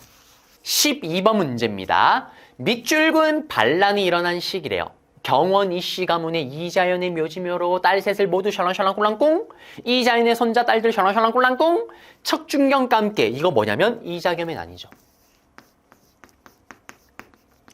고려 중기에 문벌귀족이 집권했던 시기에 특히 이 이자겸은 당시 문벌귀족의 대표주자입니다. 경원 이씨 집안 최고의 집안이죠. 이 집안은 겸손하게 찐따 같았던 여진족, 윤관에게 두드려 맞았던 그 여진족이 거란을 멸망시키면서 나라 이름을 금나라로 바꾸고요. 우리 고려에게 군신관계를 요구를 하죠. 우리가 바로 너의 군주, 네 고려가 우리의 신하가 되라. 이거를 겸손하게 오케이 콜 받아들였던 게 이자겸입니다. 그러면서 우리는 금나라를 사대하게 되는 거고요. 금나라의 사랑을 받았던 이자겸, 원래부터 잘 나가는 집안이었고요. 원래부터 강력한 힘을 지녔는데 금나라까지 등에 업습니다. 그러면서 왕의 자리에 욕심을 내죠. 이자겸이 어느 정도였냐? 이자겸이 집권에 또 반란을 일으켰던 시기 때 왕이 인종입니다. 이 인종의 엄마가 이자겸의 딸, 이 인종의 와이프가 이자겸의 딸. 한마디로 인종은 이모와 결혼을 한 거죠. 선택지가 없어요. 무조건 이자겸의 딸이랑 결혼을 해야 됩니다. 이자겸이 왕의 자리에 욕심을 낸다는 걸 눈치를 채자 인종이 이자겸을 제거하려고 하죠. 그러자 빡친 이자겸이 중경이와 함께 반란을 일으킵니다. 당시 고려 최고의 무장입니다. 그러자 인종이 중경이 야, 너 이자겸 좀 잡아서 나한테 와. 그러면 이자겸이 누렸던 권력 다 너한테 줄게. 아하? 응? 바로 이자겸을 잡아버립니다. 그러면서 끝났던 게 이자겸의 난이고 그러면서 중경이를 불러서 중경이 고생해서 인종이 또 중경이를 이때 제거하죠. 배신 땡깁니다. 그러면서 끝나는 게 이자겸의 난이다라는 거. 그러면 이 이자겸의 난이 일어났던 시기를 찾으면 정답은 아까 얘기했잖아요. 별무반. 윤관에게 털렸던 여진족이 맞죠? 금나라가 됩니다.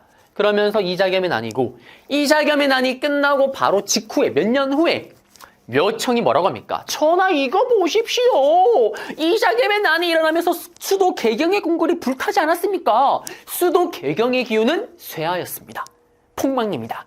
이제 수도를 서경, 개경에서 평양으로 수도를 이사를 갑시다. 그러면 고려가 다시 흥행할 수가 있습니다. 라면서 묘청의 서경천도운동. 이게 받아들여지지 않자 묘청이 일으킨 반란이 묘청의 난. 그래서 사이에 들어가는 거는 정답은 1번이죠. 1번. 13번 문제입니다. 교사의 질문에 대한 학생의 답변인데 두 분 모두 화폐 유통의 필요성을 강조했는데 이 인물들이 활동했던 나라래요. 나라. 어떤 나라냐? 화폐 사용을 추천한 저는 여진, 똥 싸는 게 아니에요. 여진을 털어먹습니다. 특별한 무술을 지녔던 별무반을 통해서 여진족을 공격해서 털어버리고 동북 지역에 9개 성을 쌓았던 이거는 융간 장군이죠. 고려죠, 고려. 그 다음에 송나라 유학파입니다. 그리고 화폐 사용의 장점을 강조했고 해동 천태종, 의천이죠. 왕자 출신이었던 의천은 송나라 유학을 가서 어떻게? 송나라로부터 천태종을 배워옵니다. 천태학을 배워와요. 그러면서 바다 동쪽에 고려의 천태종을 만들죠. 그리고 송나라 유학을 할 때 송나라가 상업이 너무 발달했네. 그 발달했던 이유가 돈을 써서 그렇구나. 화폐 사용을 강조를 하고요. 그리고 돌아와서 이걸 건의를 해서 받아들였던 숙종이 주전도감을 설치하고 그 해동통보, 사만통보니 활구 같은 화폐를 만들었다. 고려입니다. 고려. 그러면 고려와 관련된 걸 찾으면 되는데 집집마다 부경이라는 창고가 있었대요. 이거는 고구려예요. 고구려는 나라 오픈이 산악지대입니다. 환경이 너무 척박해요. 자급자족이 불가능합니다. 그러면 항상 인근의 나라를 약탈해서 그거로 먹고 사는 거예요. 약탈 경제입니다. 그러면 그 약탈을 했으면 보관할 물건을 뺏어온 걸 보관할 창고가 필요하겠죠. 그게 부경이에요. 여기는 심화에서 종종 나오는 선진이가 좀 기억을 하셔야 되고요. 그 다음에 관료전이 폐지되고 노급이 지급됐대요. 보통은 노급이 폐지되고 관료전이 지급됐다 그래서 신라의 신문왕의 업적으로 나오는데 일단 관료전이나 노급이라는 것 자체가 신라잖아요. 이렇게 생각하시면 돼요. 신라에서 신하들에게 월급을 주는데 그 월급을 주는 토지제도 이름이 노급이라는 게 있었고 관료전이 있었다라는 거. 특히 노급과 관료전은 이거예요. 동진이가 열심히 신라를 해서 일을 했다. 그러면 강남구를 노급으로, 강남구를 관료전으로 주는 거예요. 그러면 강남구를 관료전으로 받나 노급으로 받나 똑같은 공통점은 뭐냐면 강남구에 있는 백성들이 열심히 농사를 해서 국가에 세금을 갖다 바치겠죠. 그거를 지급받은 동진이가 대신 걷어서 제가 그걸 월급으로 쓰는 거예요. 다만 차이점은 관료전은 그렇게 제가 강남구에 있는 백성들로부터 세금을 받으면 끝이에요. 근데 노급은 세금도 받지만 거기에 있는 농민들의 노동력을 제가 제 멋대로 뜯어내고 착취할 수가 있는 거예요. 그래서 신하들의 입장에서는 노급이 더 좋겠죠. 왜? 세금도 내가 거두지만 백성들도 내 맘대로 할 수가 있으니까. 왕의 입장에서는 관료전이 좋겠죠. 어디 신하들 쥐들이 뭔데 내 백성을 이래라 저래라 하는데. 그래서 왕의 힘이 강했던 신문왕 때 처음으로 노급이 폐지되고 관료전이 지급됐다가 우리 앞에 문제 풀 때 설명했었던 신라하대 왕의 힘이 거지 같았던 그때 다시 이제 노급이 부활해버리겠죠. 그리고 실제로 관료전이 폐지되고 노급이 부활했던 거는 이것도 앞에 선지에 나왔었던 신라 중대 마지막 왕이었던 해공왕 때부터 노급이 다시 부활을 합니다. 자, 그리고 상평통보가 발행돼서 법화로 사용되었다. 이거는 조선이죠, 조선. 조선시대 때 장희빈을 사랑했던 숙종 때 장희빈 돈서랍 상평통보. 자, 그 다음에 당항성 영암. 이거는 신라입니다. 신라는요. 제일 큰 국제무역항이 경주에 붙어 있었던 경주와 가까이 있었던 울산이라면 당항성은 서울, 지금 한강유역에 진흥왕 때 한강유역을 차지하고 나서 설치된 게 당항성이죠. 그 다음에 영암 같은 경우는 전라도에 있는 거예요. 그 청해진 근처에 있는 곳이라고 보시면 됩니다. 이곳이 국제무역항으로 번성했고요. 그 다음에 경시서 이거는 정답이에요. 경시서는 뭐냐면 우리 앞에 또 선지로 나왔던 지증왕 때 동시전을 설치해서 시장관리감독 했잖아요. 그게 고려시대 때는 경시서예요. 그리고 고려 때 경시서였다가 조선시대에 와서도 쭉 처음에는 경시서예요. 근데 수양대군 세조 때 이 경시서가 이름이 평시서로 바뀝니다. 그래서 조선 후기 문제가 경제 문제가 나올 때 이 경시서를 오답으로 주죠. 조선시대도 경시서가 맞지만 조선 초기까지만 경시서잖아요.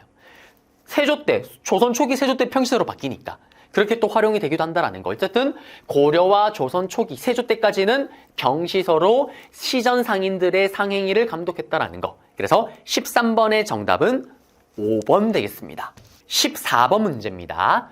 가인물의 활동으로 옳은 거래요. 고려 고종의 능인 홍릉이 광화도에 조승된 이유는 뭘까요? 광화도에 고려 왕의 무덤이 있대요. 당시 몽골 침략의 실권자였던 삐리리가 강화도를 천도했대요. 이거 누굽니까? 최우죠. 최충원의 아들이었던 최우. 최우를 물어보고 있습니다. 이 최우는요. 몽골이 쳐들어오자 1차 침입 때 일단 빠르게 항복을 해요. 아, 알았다, 몽골. 네 말 잘 들을게. 그러면서 몽골과 화해를 주선합니다. 그리고 나서 몽골이 방심한 틈에 강화도로 런을 하죠. 개경에서. 우리는 몽골들과 끝까지 싸우겠다 라면서 이후에 39년 동안 강화도가 고려의 수도가 되고요. 길게 보면 40년이죠. 약 40년. 그러면서 길고 긴 몽골과의 항전이 시작이 됩니다. 그러면 그걸 했던 최후의 활동인데 정답은 1번이네요. 아버지였던 최충원이 만든 게 뭐였냐면 교정도감이 있었죠. 정치를 내 멋대로 교정하는 교정도감. 이거를 그대로 둔 상태에서 플러스 아들이었던 최후는 정방을 추가합니다. 정치를 내 멋대로 하는 방이에요. 대박인 게 최후 자기 집 안에 정방을 만들어요. 인사권을 지 멋대로 하는 겁니다. 야, 신하들아 다 모여봐. 예, 하파. 야, 은동진 국방부 장관 시켜. 예, 하파. 최후가 그렇게 명을 내리면 신하들 중에 한 명이 왕한테 가는 거예요. 전하. 최후 화파가 집에서 은동진을 국방부 장관 시키래요. 그러면 왕은 승인하는 거예요. 그런 식으로 강력한 힘을 누렸던 게 최후입니다. 정답은 1번이고 봉사십주 이거는 최후의 아버지였던 최충원이죠. 최충원이 권력을 잡자 나는 기존의 무신들과는 다릅니다. 나는 국가를 위해서 크게 봉사를 하겠어요 라고 발표하지만 단 하나도 지킨 게 없습니다. 그 다음에 삼별초를 이끌고 진도 용장성에 상전하였다. 이 삼별초를 만든 거는 최후가 맞아요. 최후가 원래 삼별초를 만들었던 거는 자기를 지키는 호위무사였던 거예요. 근데 몽골과의 전쟁이 시작되면서 국가를 지키는 군대로 바뀝니다. 그리고 최후가 죽고 나서 시간이 흐른 후에 이 삼별초가 결국 끝까지 싸우다가 몽골에게 항복을 하잖아요. 그러자 이 삼별초는 끝까지 우리는 싸우겠다라면서 강화도에서 끝까지 버티죠. 그러자 항복했던 고려 정부와 몽골군이 강화도로 쳐들어옵니다. 그러면서 그 다음에 도망갔던 게 진도, 그 다음에 도망갔던 게 제주도죠.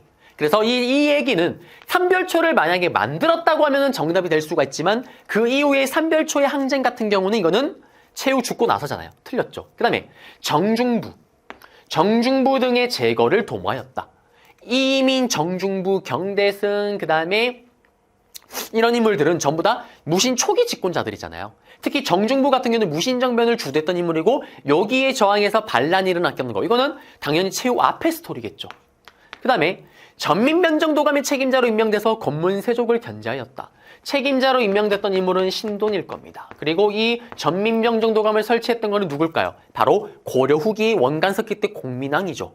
공민왕은 전민변정도감을 설치를 해서 친원파, 원나라에게 충성을 맹세하는 건문세족이 강제로 뺏은 땅을 다 뺏어서 다시 농민들로부터 뺏은 땅을 다시 농민들에게 돌려주고 땅을 뺏으면서 농민들을 노비로 만들었던 건문세족, 그 건문세족의 불법적으로 만든 노비들을 다시 일반 농민으로 돌렸던 게 전민변정도감.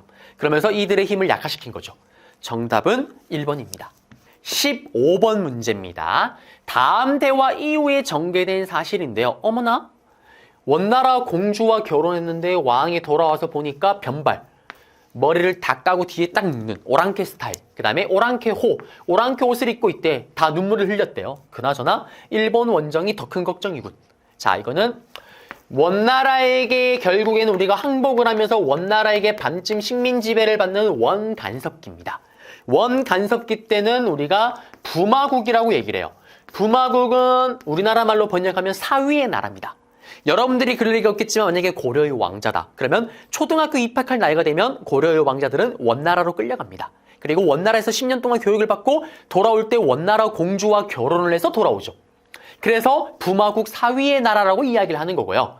그 다음에 우리는 반쯤 원나라의 식민 지배를 받습니다. 그래서 몽골의 풍습, 바로 변발, 오랑캐 옷을 입었어야 됐다라는 거. 그 다음에 몽골 원나라의 꿈은 뭘까요? 세계 정복. 고려를 먹었습니다. 그 다음에 이제 어디로? 일본으로 가야 되겠죠. 그래서 일본을 치기 위해서 우리한테 정동행성이라는 걸 만들어서 동쪽을 정복하기 위한 정동행성을 만들어서 우리한테 배, 군수, 물자 이런 것들을 보급하게끔 시켰다라는 거. 실제로 2번을 쳐들어갔지만 몽골은 실패합니다. 자, 그러면 이거 네. 빈민구제를 위해서 검은색 창고 흑창, 이거는 태조 왕건이에요. 고려의 태조 왕건은 예전에 고구려에 기억나시죠? 오늘 이번 회차 때 선지로 나왔던 진대법. 진짜 큰맘 먹고 베푸는 거, 대출해주는 거, 쌀을. 농사가 망하면 국가가 쌀을 빌려주고 그 다음에 이자를 쳐서 받는 거. 이 진대법이 고려 때 태조 왕건 때 흑창으로 이름이 바뀌고요. 그리고 고려의 6대 왕이었던 성종 때 이 흑창이 의료원 창고 의창으로 이름이 바뀝니다.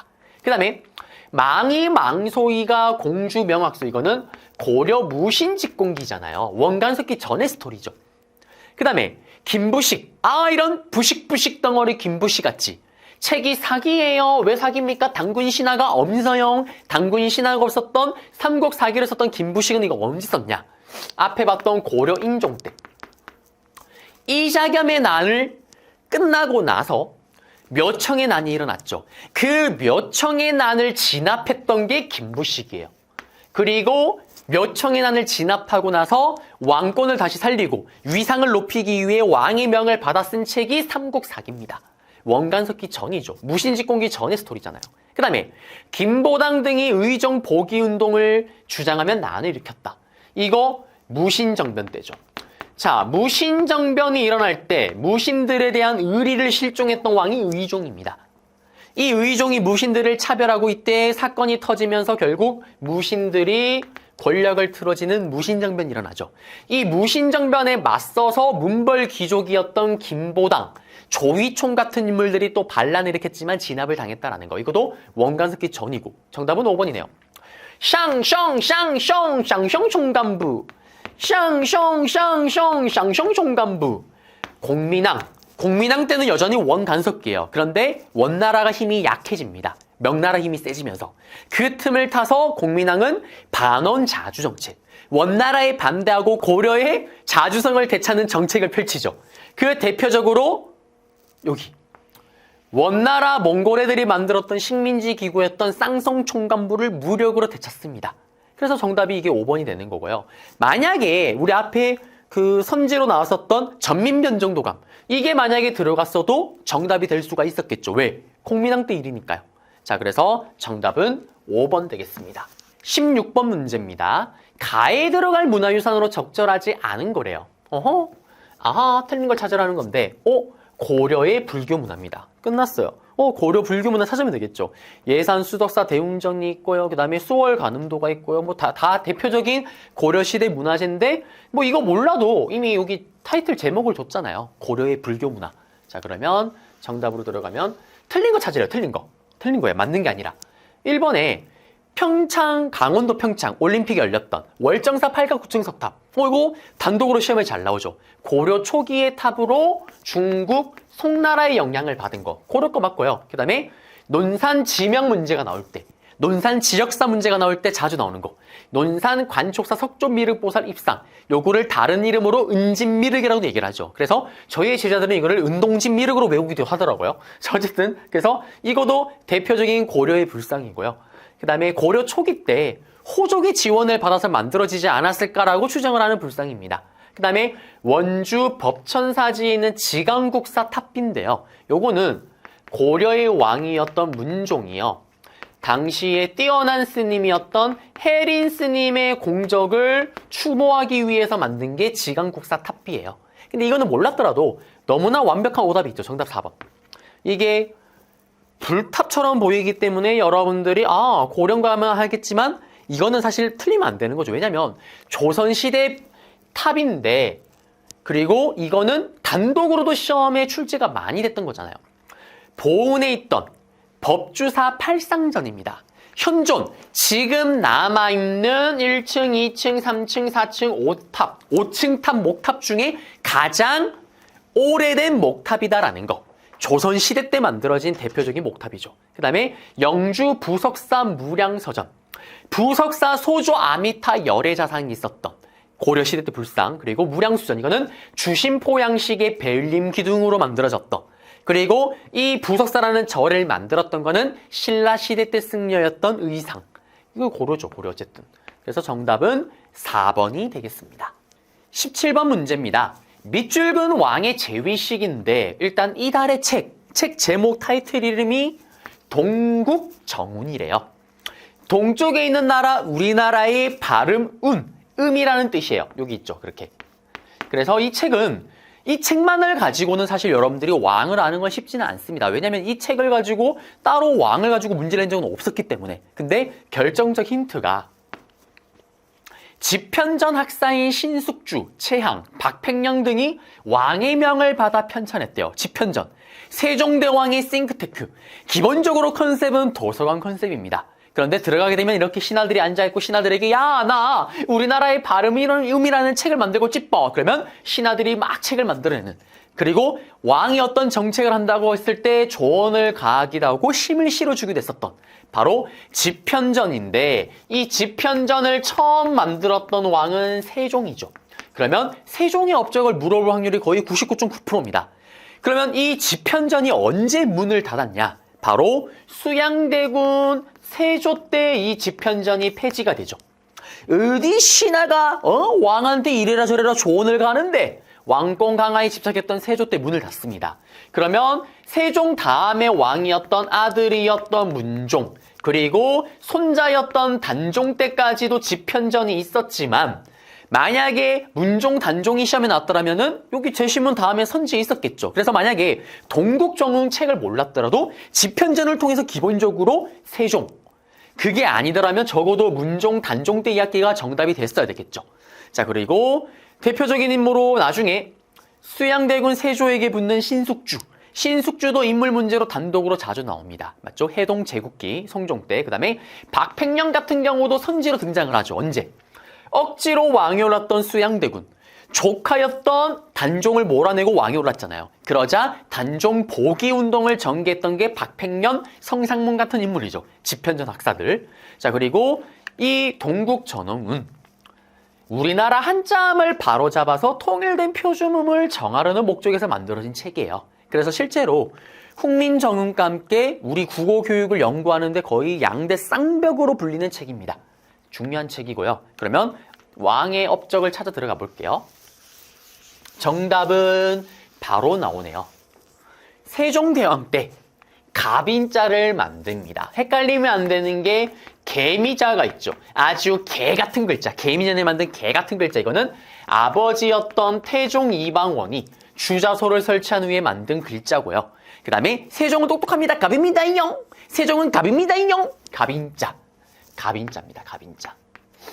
이 갑인자는 개미자와 다르게 어떤 특징이냐면 이게 그거잖아요. 활자가 이렇게 책을 찍어서 종이에 찍어서 책으로 만드는 대량 인쇄를 하는 건데 그 전에 거는 구리로 만들다 보니 열에 약해요. 그래서 찍다 보니까 몇 번 찍다 보면 이게 훼손이 되는 거예요. 예를 들면 은에 니은이 날아간다든지 나중에 훼손이 되면서 근데 그거를 갑인자는 대나무를 쓴 거예요. 그러니까 열에 강하잖아요. 대나무가. 그래서 글자가 틀어짐이 없었다라는 거. 이거는 세종대왕 때고요. 그 다음에 수도 방위를 위해서 금이형을 만들었던 거는 조선시대 때, 조선 후기의 숙종이죠. 장희빈을 사랑했던 숙종, 장희빈 돈 마음껏 써라. 상평통보. 장희빈을 사랑했던 숙종, 백두산의 경계를 장하는 백두산 정계비. 장희빈을 사랑했던 숙종, 장희빈을 지키기 위한 금이형. 장희빈을 사랑했던 숙종, 안녕복을 파견해서 어떻게 안녕복에 가서 어떻게 독도는 우리 땅인 걸 일본으로부터 인정받았는 거 다 숙종 때 일입니다. 그리고 금이형은 조선시대 때 만들어졌던 5개 군대 5군영 중에 가장 마지막에 만들어진 부대고요.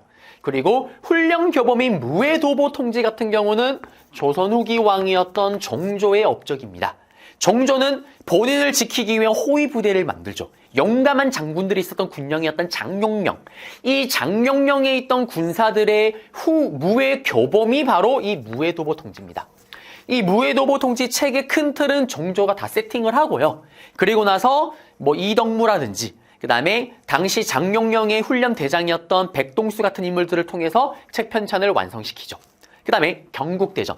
조선 최고의 법전이었던 경국대전은 억지로 왕이 올랐던 수양대군 세조 때 만들기 시작을 해서 완성했던 거는 성종 때다라는 거. 그리고 현량가. 현량가는 중종 때죠. 중종은 연산군이 도라이 같은 정책을 펼치면서 쫓겨나고 그 다음에 왕이 올랐습니다. 그런데 중종을 왕위에 세운 사람은 신하들이었던 훈구파 세력들이죠. 그러자 이들을 견제하기 위해서 반대쪽에 있던 사림, 그리고 이 사림파의 최고 대장 리더였던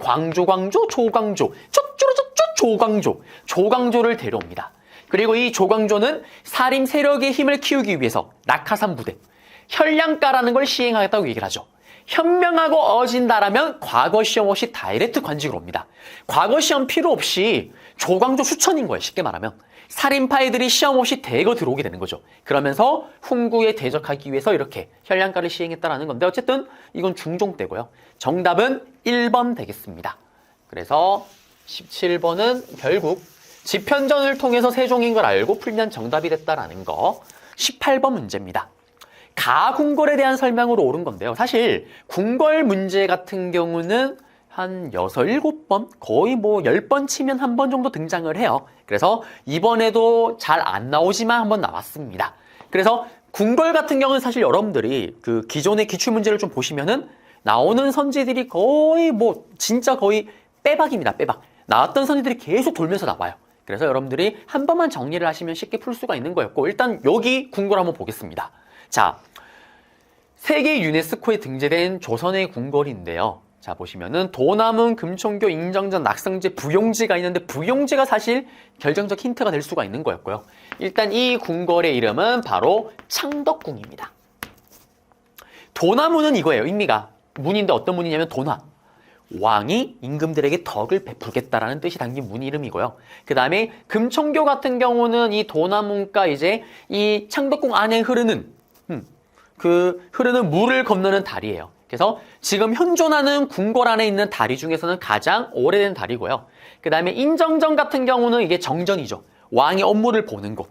그 다음에 낙성제 같은 경우는 왕의 거처가 있고 왕이 좀 쉬는 공간이고요. 그 다음에 부용지 같은 경우는 왕의 정원? 뭐 이런 개념으로 생각하시면 되는 거고, 영경당 같은 경우는 궁궐 안에 있는 약간 사대부들의 집 모습을 갖추고 있는, 형태를 갖추고 있는 게 영경당입니다.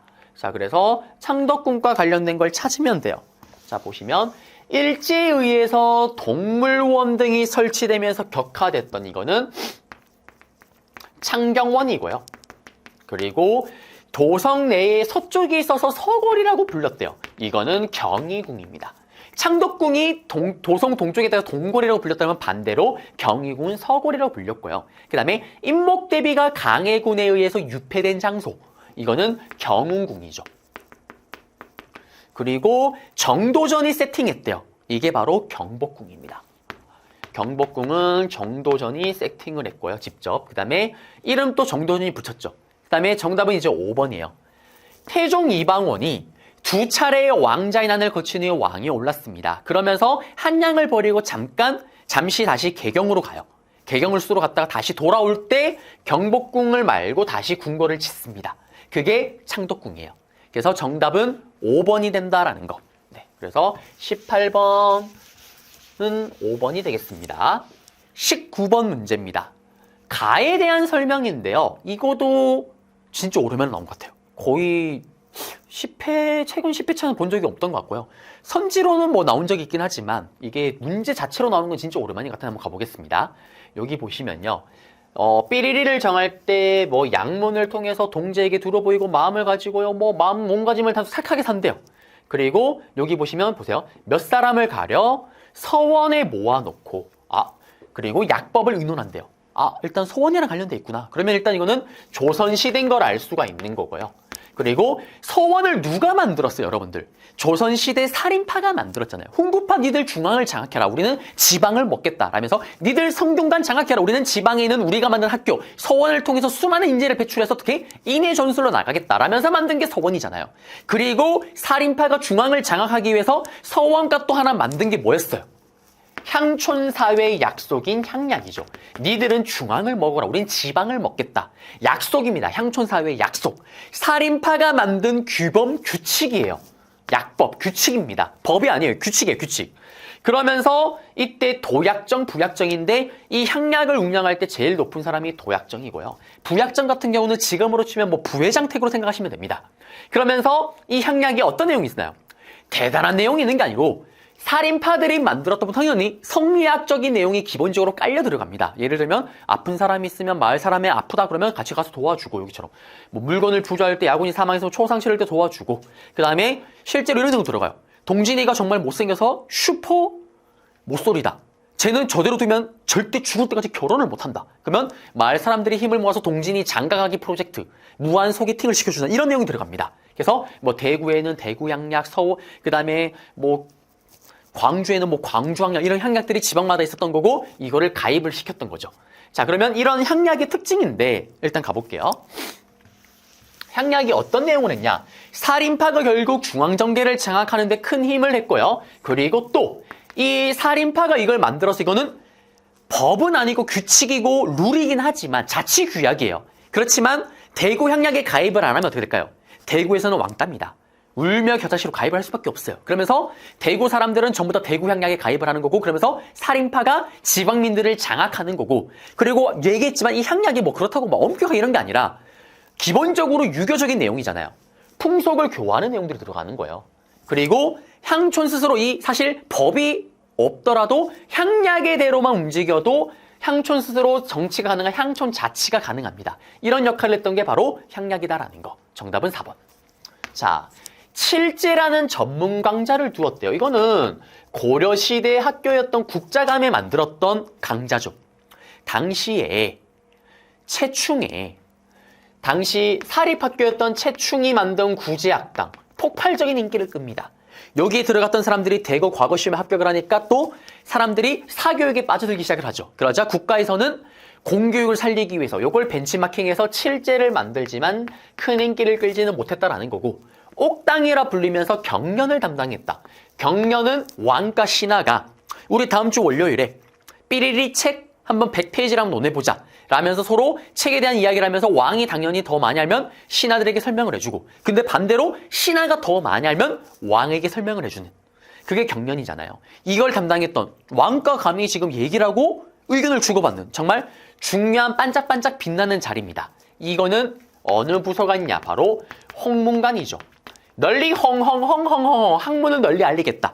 세종대왕 때 만든 집현전이 수양대군 세조 때 문을 닫고 성종 때 다시 집현전이 부활합니다. 이름이 바뀌어서. 그게 바로 홍문관이죠.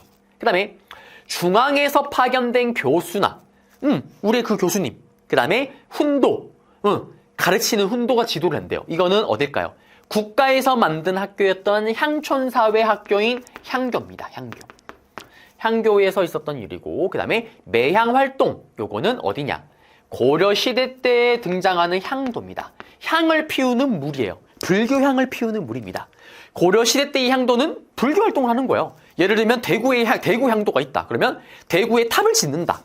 그러면은 사람들이 모여서 향도에 가입되는 사람들이 모여서 탑 짓는데 나의 노동력을 제공을 하는 거예요. 그리고 뭐 절을 만든다? 마찬가지고요. 불교 활동하는 거예요. 근데 가장 중요한 활동이 매향 활동입니다. 묻을매, 향나무를 묻는다라는 거예요. 땅에다가 향나무를 묻고 이렇게 비석을 세웁니다. 매향 비석이라고 얘기해요. 매향비. 여기다가 여러분들 소원을 쓰는 거예요. 한능검 합격, 한능검 합격, 한능검 합격. 저는 이제 한국사 1타 강사는 포기를 했어요. 저는 로또 1등, 로또 1등, 로또 1등, 로또 1등. 그러면 여기에 묻은 향나무의 향 때문에 미륵부처가 냄새를 맡고 등장을 하는 거예요. 좋은 스멜. 동진이 로또 1등.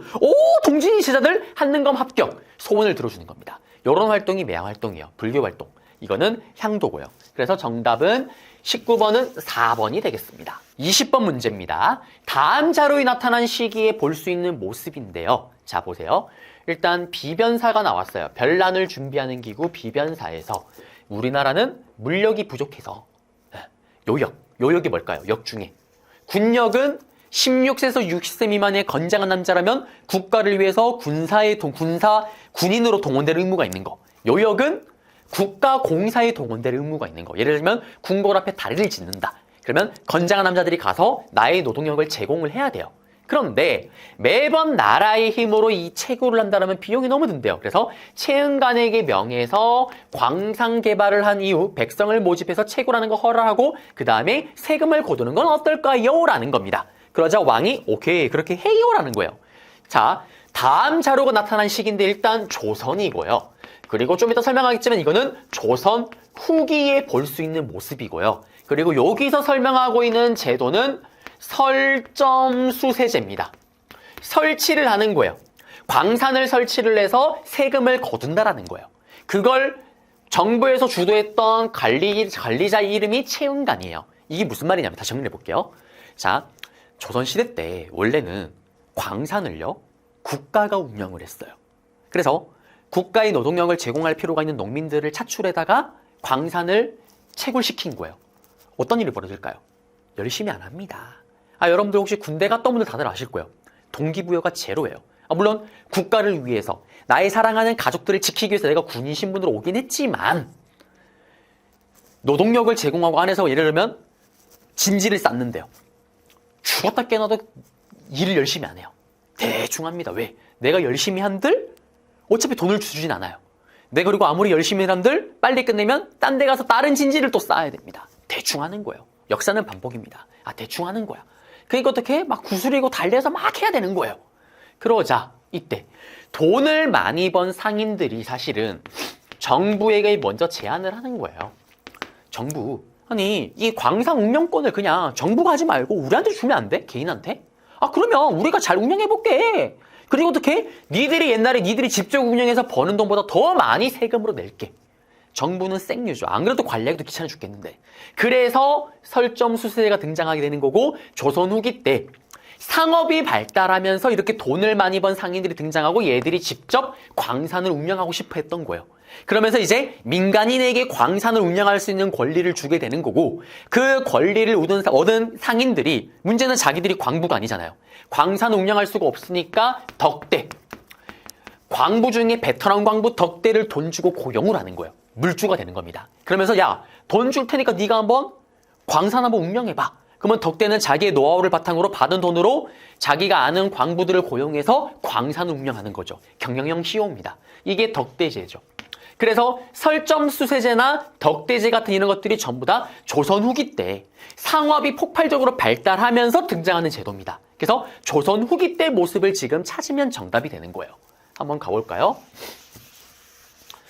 주자감에서 공부하는 학생들, 발해 발주, 발해 발주, 발해 발주. 발해의 교육기관이 주자감이죠.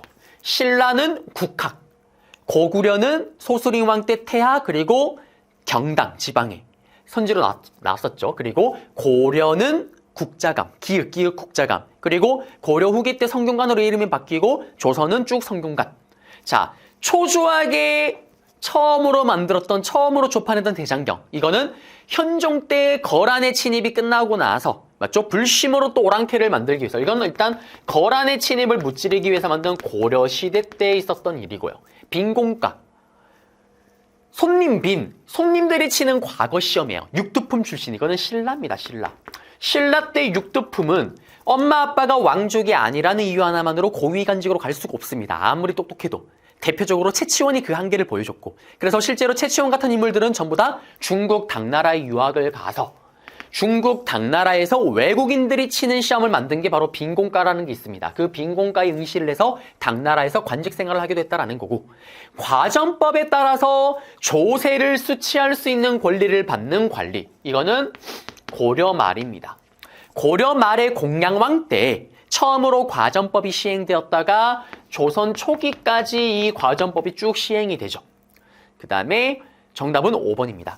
산품작물 재배가 활발했다. 고추, 담배와 같은. 일단 고추와 담배 같은 경우는 전부 다, 특히 고추 같은 경우는 임진왜란이 끝난 후에 우리나라에 들어왔고요. 이런 것들이 유행하고 작물로 재배됐던 거는 조선 후기인데 왜 그러냐면 보세요. 고추나 담배나 과일 같은 거는 여러분들 안 먹으면 죽어요? 죽지 않습니다. 필수템이 아니잖아요. 있으면 좋지만 없어도 그만이에요. 이거를 기른다라는 건 애초에 처음부터 농민들이 팔기 위해서 기르는 거예요. 조선 초기 중기만 해도 만약에 제가 담배를 농사를 지었다. 폭망입니다. 왜? 담배를 사봤자 어차피 돈 많은 양반들만 살 뿐이에요. 과일을 사봤자. 근데 조선 후기 때 어떻게 돼요, 여러분들? 조선 후기 때 상업이 발달하면서 돈을 많이 번 부농, 돈을 많이 번 상인들이 등장을 합니다. 이제 그들도 사치를 부리기 시작을 하는 거예요. 양반들만 담배 피냐? 우리도 핀다. 그러면서 이제 얘들도 이제 소비력이 있으니까 애초에 팔기 위한 작물들이 팔리기 시작을 하겠죠. 그리고 실제로 이게 가성비나 아니면 마진율이 더 좋아요. 그래서 이게 활발하게 재배됐던 거는 조선 후기다라는 거. 정답은 5번입니다. 21번 문제입니다. 다음 상황이 전개된 배경으로 옳은 거래요. 지금 보시게 되면 며칠 전에 안핵사로 파견된 박규수가 전학계에 특별기구를 설치했대요. 일단 박규수는 여러분들 인물 문제로 단독으로 출제가 된 적이 있습니다. 그리고 자주 출제가 되고요. 그리고 삼정이정청을 설치했대요. 자, 다음 상황이 전개된 배경이래요. 일단 이거는 또 언제냐면 조선 후기죠. 조선 후기의 세도 정치기 시기 때 있었던 일입니다. 정조가 죽고 나서 아들이었던 순조, 그 다음에 이후에 헌정, 철종 3대에 걸쳐서 이때는 왕이 거지 같고요, 힘이요. 왕의 외가 쪽 세력들, 안동, 김씨, 풍량조씨, 세도 가문들이 모든 권력을 틀어집니다. 그러자 얘들이 뭘 하냐? 관직을 사고 파는 쓰레기 짓을 하죠. 매간매직. 그래서 이때 관직을 사고 들어온 애들이 전부 다 쓰레기 같은 탐관오리가 됩니다. 그러면서 탐관오리가 된 쓰레기 새끼들은 본인이 돈 주고 관직을 매매, 돈 주고 사서 세도 가문에게 돈을 주고 관직을 샀잖아요. 그럼 뽕을 뽑아야죠. 그럼 어떻게? 농민들이나 아니면 백성들을 착취를 해야 됩니다. 삥 뜯어야 되는 거예요. 그걸 뜯기 위해서 뭘 하냐면 세 개의 세금을 가지고 장난을 치는 삼정의 문란을 저지릅니다. 그러자 못 참았던 농민들이 들고 일어나요. 그 첫 번째 스타트가 바로 순조 때 일어났던 홍경래의 난. 이 홍경래 난을 시작으로 이제 농민 반란이 심해지는데요. 그러면서 세도 정치기 때 마지막 왕이었던 철종, 이 철종 때 진주에서 농민들의 낙심을 안겼던 쓰레기 같은 탐관오리, 이런 낙심, 백낙신이라는 쓰레기 같은 탐관오리가 악독같이 삥을 뜯습니다. 그러자 몰락양반이었던 유계춘이요, 농민들을 모아다가 난을 일으켜요. 그게 바로 진주밀란입니다. 이거의 정답이에요. 그러면 이 진주밀란이 일어나자 철종은 이걸 수습하기 위해서 농민 반란이 일어나면은 수습을 위해서 파견하는 직책이 있어요. 그게 바로 안핵사입니다. 안핵사라는 직책을 파견을 하고요. 그리고 나서 이때 보냈던 인물이 바로 박지원의 손자였던 박규수입니다. 그리고 이 박규수는 나중에 제너럴 쇼모노 사건 때 제너럴 쇼모노를 다 불태우고 선원들을 싹 다 죽였던 인물이기도 하고요. 그리고 나중에 초기 개화파를 이끄는 개화를 전달하는 인물이 되기도 합니다. 자, 그러면서 이때 박규수가 이때 파견돼서 건의를 하죠. 삼정의 문란이 심하니까 농민들이 어떻게 들고 일어났습니다. 이거를 수정하기 위한 삼정이정청이라는 관청을 만들어야 됩니다. 라면서 만들어지는 거예요. 그렇지만 안타깝게도 제대로 가동되지를 못합니다. 자, 그러면 이거의 배경은 어디 있나요? 저기 5번에 낙심, 농민들에게 낙심을 안겼던 백낙신이 발단이 돼서 유계춘을 중심으로 일어난 진주밀란. 정답은 5번이고요. 이만손이 영남만인소를 올렸다. 이거는 고종 임금이 있을 때요. 고종 때 개화 정책을 펼치고 그리고 조선 책략이라는 책이 우리나라에 들어옵니다. 러시아가 내려온다. 중국, 일본, 미국과 손을 잡자라는 책이 들어와요. 그러자 난리가 납니다. 영남 지역에서 이만손을 중심으로 해서 10,000명의 유생이 이거에 반대해서 상소를 올리죠. 영남만인소입니다. 관련이 없죠. 이거는. 그 다음에 이것도 고종 임금 때 운요 사건. 일본이요. 흥성대원군이 하야하자마자 이제 고종이 직접 정치를 하자마자 운요 배를 끌고 대포를 뻥뻥뻥 쏘면서 우리를 도발합니다. 그러자 자기를 공격하자 이걸 빌미로 쳐들어가죠. 강화도와 영종도를 공격해요. 그리고 나서 그 다음에 1875년에 털었다가 연도 외울 필요 없습니다. 그 다음에 76년도에 체결했던 게 우리나라 최초의 근대적 조약이자 불평등 조약이었던 광화도 조약이죠. 광화도 조약으로 이어지는 거고 관련 없고 이거는. 그 다음에 동학교도가 교조 신원을 주장하면서 3대 집회를 열었대요. 이것도 고종 임금 때인데요. 1880년대 접어들면서 항상 그래요. 동학이 처음으로 인기를 끌었던 시기가 세도 정치기 때. 사람이 너무 힘들면 마지막에 종교에 기댑니다. 그리고 좀 시간이 흘러서 외국 세력들이 막 들어오면서 경제가 너무 힘들어지고 농민들이 힘들어지자 어떻게 또 종교에 기대죠. 그때 뜨는 게 동학이에요. 근데 문제는 예전에 동학은 만들었던 체제우를 혹세무민의 죄로 죽여버립니다. 즉 죄를 씌워서 죽였기 때문에 이제 그 종교를 믿는 사람은 불법 종교를 믿는 사람이 되는 거예요. 그래서 1880년대 접어들면서 정확하게 첫 번째 집회가 삼례 집회인데 연도일 필요 없어요. 92년도에 92년도에 삼례 집회가 열려요. 삼례 지역에서 동학의 교주였던 최지우의 신원을 회복해달라는 신원 회복 운동이 벌어집니다. 그게 삼례 집회예요. 고종임금 때 또. 그리고 1년 후에 경복궁에서 엎드려서 복합 상소를 올려요. 또 교조 신원 회복. 그래도 안 되니까 보훈에서 또 집회를 엽니다. 그리고 그 다음에 여러분들이 아는 1차 동아노민운동이 시작이 되는 거예요. 자, 그리고 황사영이 외국 군대에 요청하는 백서를 작성했다. 요거는 순조 때예요. 순조 때. 정조가 죽고 나서 순조가 즉위를 합니다. 그러자 정조 쪽 사람들이 예전에 기독교, 천주교를 많이 믿고 있었던 거예요. 그들을 공격하기 위해서 천주교 교인을 죽이는 신유박해가 일어나요. 신유박해가 일어나자 이때 사실 정약용과 형제들이 유배를 가죠. 그러자 이때 황사영이란 천주교 교인이 청나라의 프랑스에게 편지를 써요. 청나라에 있었던 프랑스 주교에게 편지를 씁니다. 지금 우리 조선 내에서는 천주교 신자들이 탄압을 받고 있습니다. 그러니 프랑스에서 중국에 있는 군대, 중국에 지금 프랑스 군대가 있다던데요. 그 군대를 동원해서 우리를 좀 구해주면 안 될까요? 라는 황사영 백서를 작성을 해요. 근데 이게 건너가기 전에 발각이 됩니다. 그러면서 이 새끼들 봐라. 천주교 신자들은 나라를 갖다 팔려고 하네. 더 탄압을 받아요. 그게 바로 신유박해와 1+1 황사영 백서 사건입니다. 그 관련이 없죠. 정답은 5번 되겠습니다. 전부 다 아예 시기도 아예 맞지도 않고요. 22번 문제입니다. 밑줄근 전하가 제위한 시기의 사실이에요. 한번 볼까요? 양성지가 팔도지리지를 바쳤대요. 근데 이걸 팔도지리 좀 모르다 쳐더라도 거정거정 서거정이 동문선을 갖다 바쳤대요. 이거는 아셔야죠. 거정거정 서거정이 동문선 갖다 바쳤다. 이거는 지금은 제시문에 들어갔지만 선지로도 많이 활용이 됐습니다. 이거 누구예요? 성종 때죠. 완성성성성성 제가 강의 때 얘기했지만 성종 때 조선은 대부분 모든 것들이 완성이 됩니다. 경국대전이 완성성된 게 성종 때고 그 다음에 여러 뛰어난 시문을 뽑아다 모은 게 바로 거정, 서거정이 쓴 동문선이죠. 동문선. 그 다음에 그래서 이 동문선에는 예를 들면 예전에 뭐 채치원, 뭐 정도전, 그 다음에 뭐 이재현, 뭐 이규보 이런 뛰어난 인물들의 시문들이 들어갔던 거고요. 그리고 여기 팔도지리지인데 이 팔도지리지도 사실은 경국대전처럼 수양대군 세조 때 만들기 시작해서 완성된 거는 성종 때입니다. 네. 그래서 지금 사실 팔도지리지는 몰랐더라도 서거정의 동문선을 보고 여러분들이 성종인 걸 알고 푸셔야 됐죠. 접근을 했어야 됐습니다.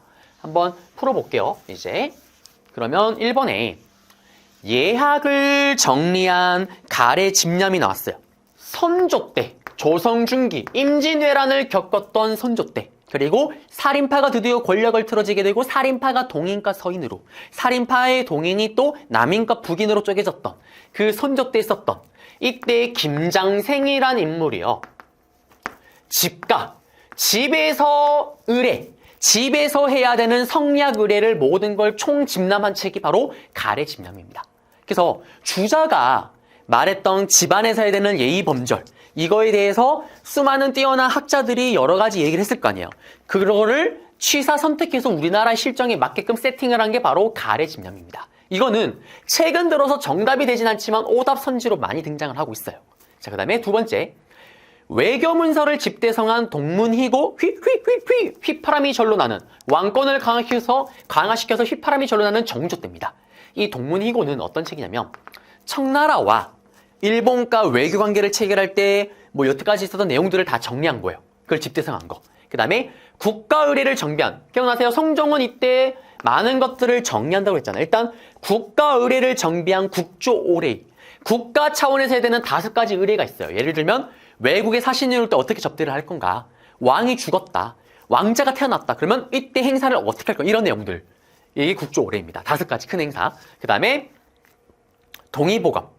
동의보감은 강해군 때 허준이 만든 책이죠. 강해군 때. 제가 이렇게 좀 기억을 해달라고 얘기를 했어요. 임진왜란 때 수많은 사람들이 다쳤습니다. 아야. 선조 때 터진 임진왜란 때문에. 그리고 나서 즉위했던 강해군. 이 강해군이 임진왜란에 다친 환자들을 구하기 위해서 허준이 강해군에게 동의보감을 바쳤다라는 거. 이렇게 기억을 해달라고 얘기를 했었고요. 그 다음에 5번에 동국문헌비고 같은 경우는 영조가 만든 백가사전식 책이에요. 역대의 여러 가지 제도들 있죠. 이 제도를 크게 큰 제목으로 분류를 해서 따다다다 백가사전식으로 정리를 한 겁니다. 그래서 동국문헌비고는 영조고 이거는 영조 업적 문제가 나올 때 정답이 되는 경우가 있었다라는 거. 정답은 3번입니다.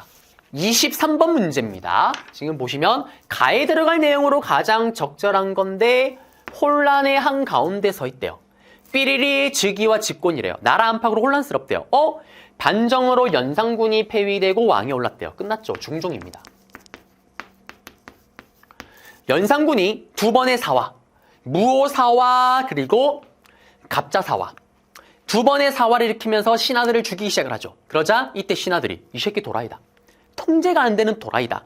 당시 집권 세력이었던 훈구파가 중종 너 왕 안 할래요? 왕 할래요? 그러면서 중종을 얼쳐매고 연산군을 쫓아내고 준종반정으로 중종이 왕에 오릅니다. 그러면서 이때 중종은 또 어떤 정책을 또 펼치냐면 정책을 펼치기 전에 앞서서 세종대왕이요. 개해약조라는 걸 체결합니다. 개해약조는 뭐냐면 일본과 무역을 할 때 이제 딱 선을 정해놓은 거예요. 1년에 올 때마다 배는 몇 척을 가져오고 살 수 있는 물품은 여기까지가 맥시멈이고 한계고 이렇게 다 정해놓은 겁니다. 거기에 불만을 가졌던 왜구들이 세종대왕이 열어놨던 세계의 항구 삼포에서 들고 일어납니다. 그게 바로 중종 때 일어났던 삼포왜란이죠. 그러면서 이때 중종 때 만들어졌던 정치 기구가 바로 변란을 준비하는 비변사가 이 사건을 계기로 만들어지죠. 그리고 이 삼포는 지역이 부산포, 부산, 내이포, 연포인데 창원, 울산에 부산에 세계 항구에서 들고 일어났던 겁니다. 그리고 가에는 뭐가 들어가야 될까요? 한번 볼까요? 자, 가에는 조광조 내용이 들어갔네요. 찾아야 되겠네요. 일단 중종 때 조광조, 쪼쪼쪼쪼 조광조. 이거 현량가 때 얘기했었잖아요. 앞에 선지할 때. 이 조광조가 살인파의 리더입니다.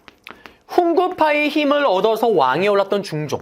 훈구파가 너무 간섭을 하고 어떻게 왕의 권력에 자꾸 도전을 하고 견제를 하니까 요 훈구파를 견제하기 위해서 살인파를 데려와요. 그러면서 이때 리더였던 조광조를 데려오고요. 그러면서 조광조의 힘을 실어주기 위해서 현량가를 시행을 해서 조광조나 살인파가 추천한 애들은 과거 시험 없이 다이렉트 다 들어옵니다. 그러면서 조광조가 힘을 얻으면서 했던 정책이 뭐냐면 위훈 삭제죠. 거짓 훈장을 삭제한다라는 거예요. 훈구파를 봤더니 전하가 왕에 오를 때 도와줬다는 애들 명단을 다 봤습니다. 120명 정도를 봤는데 알고 봤더니 3분의 2가 뻥입니다. 은동진? 전하 왕 될 때 도와줬다고 했지만 그때 보니까 게임방에 있었어요. 뻥이고 구랍니다. 거짓말입니다. 그러면 은동진의 거짓 훈장을 삭제를 해야 됩니다. 라고 건의를 하죠. 그러자 훈구파 기분 나빠요. 왜? 내가 공신이 되면서 얻은 혜택, 반정 공신이 되면서 높은 관직, 수많은 땅 노비를 얻었는데 그거 다 뱉어내야 되잖아요. 왕도 지금 기분이 나빠요. 왜? 이런 120명이 동의를 받아서 내가 왕이 됐다고 했는데 뭐? 알고 봤더니 90명이 뻥이고 30명이 동의를 받았어요. 본인의 위상이 흔들립니다. 그러자 훈구파가 전하 조광조, 영모. 중종이 뭐라고 할까요? 맞다, 영모 맞다. 이게 바로 위훈 삭제를 주장하자마자 일주일 만에 영모제를 뒤집어 쓰면서 현량가로 들어왔던 살인파와 함께 다 날아가 버립니다. 이게 중종 때 있었던 기묘사화죠. 기묘사화. 정답은 4번이에요. 그리고 이갈의 난을 계기로 도성을 점령하다 이거는 인조 때죠. 인조 때 강해군을 쫓아내고 인조도 마찬가지로 중종과 마찬가지로 반정으로 왕에 올랐어요. 근데 이갈이 인조를 도와서 왕에 오를 때 도움을 준 거예요. 근데 내가 생각하기에는 1등 공신을 받아야 돼. 이 정도면 내가 1등 공신이지. 근데 2등 공신 받은 거예요. 빡칩니다. 반란 일으켜요. 그게 이갈의 난이고요. 그 다음에 허적과 윤유 등의 남인이 대거 축출되었다. 남인이과 또는 노론과의 싸움 뭘까요? 장희빈을 사랑했던 숙종 때 장희빈을 사랑하냐 사랑이시냐에 따라서 정치 국면이 휙휙휙 바뀌었던 이거는 장희빈을 사랑했던 숙종 때 황국이죠. 황국. 이거는 남인이 허적과 윤유 등이 날아갔던 첫 번째 황국 바로 경신황국입니다. 네. 남인이 다 박살이 나고요. 이 남인이 그러다 다시 권력을 잡기 위해 던진 승부수가 장희빈 투입. 사랑에 빠지면서 장희빈의 아들이 태어나고 그 아들이 후궁의 아들임에도 불구하고 세자가 되죠. 원자의 명호. 이때 이걸 반대했던 서인들이 다 모가지가 날아갑니다. 그게 바로 기사회상했던 기사황국. 그 다음에 갑술왕국, 그 다음에 정여립의 모반 사건으로 기축옥사가 일어났대요. 여기는 선조 때입니다. 선조 때. 선조 때 아까 얘기했잖아요. 선조가 집권했던 시기에 살인파가 권력을 틀어집니다. 그러면서 살인이 동인과 서인으로 쪼개지죠. 그러자 당시에 원래 서인에 있었던 정여립이 동인으로 당을 갈아타요. 그러자 분노 폭발했던 서인이 쌍심지를 켜고 쳐다보고 있습니다. 그랬던 정여립이 은퇴를 하고 나서 경상도 일대에서 대동계라는 조직을 만들어요. 그러자 얘들이 때가 왔다. 전하, 정여립 그 대동계 영모를 위한 군대다. 그러면서 영모제를 씌워서 작살내버리죠. 그러면서 일어난 게 바로 기축옥사입니다. 정여립과 친하게 지냈던 동인 쪽 사람들을 다 잡아다 넣은 거예요. 그게 바로 기축옥사고 이거는 선조 때고, 그 다음에 5번에 조이제문이 발단이 돼서 이게 연산군 때죠.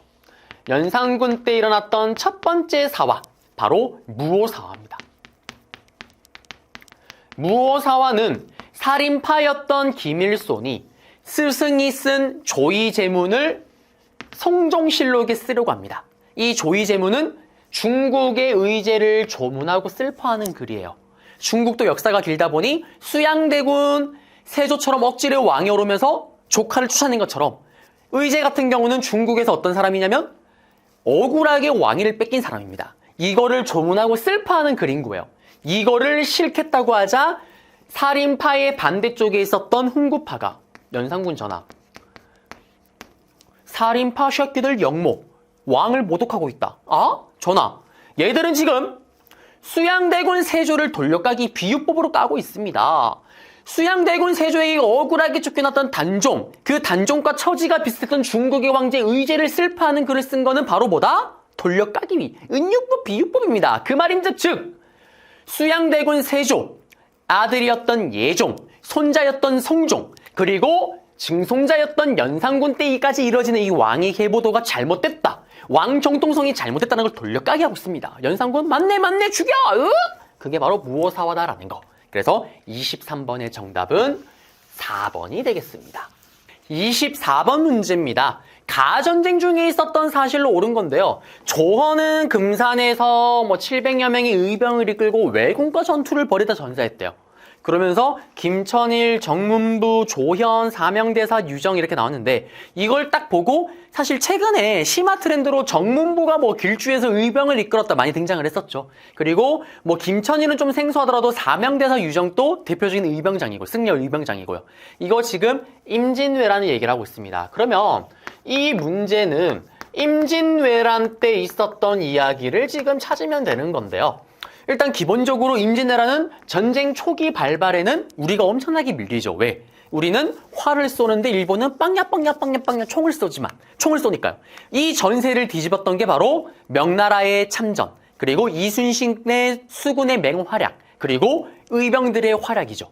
특히 조영 같은 경우는 청주성을 점령하기도 하고요. 그 다음에 금산에서 또 의병을 이끌고 싸우다가 결국 전사를 하긴 하지만요. 그리고 김천일 의병장 같은 경우는 호남 지역의 최초의 의병장이에요. 그리고 정문부는 저기 함경도 일대, 길주 함경도 일대를 탈환하는데 크게 기여를 했던 의병장이고요.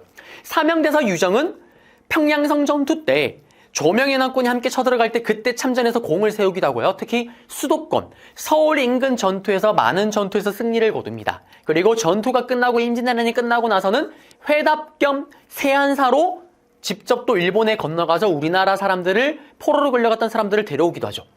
이종무 장군이 대마도를 털었다. 이거는 조선 초기 세종 때 업적이죠.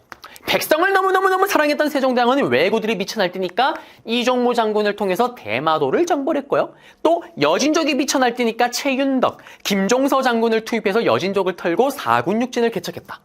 그 다음에 정답은 2번이죠. 송상년 장군이 동래성에서 항전했어요. 그리고 결국 전사합니다. 일본이 임진왜란 쳐들어올 때 가장 첫 번째 들어오는 입구가 부산이에요. 그 첫 번째에서 싸웠던 게 바로 동래성, 부산진 전투 이렇게 되는데요. 여기서 결국에는 패하게 되면서 송상현이 패하고 나서 마지막에는 관복을 입고 자결을 하죠.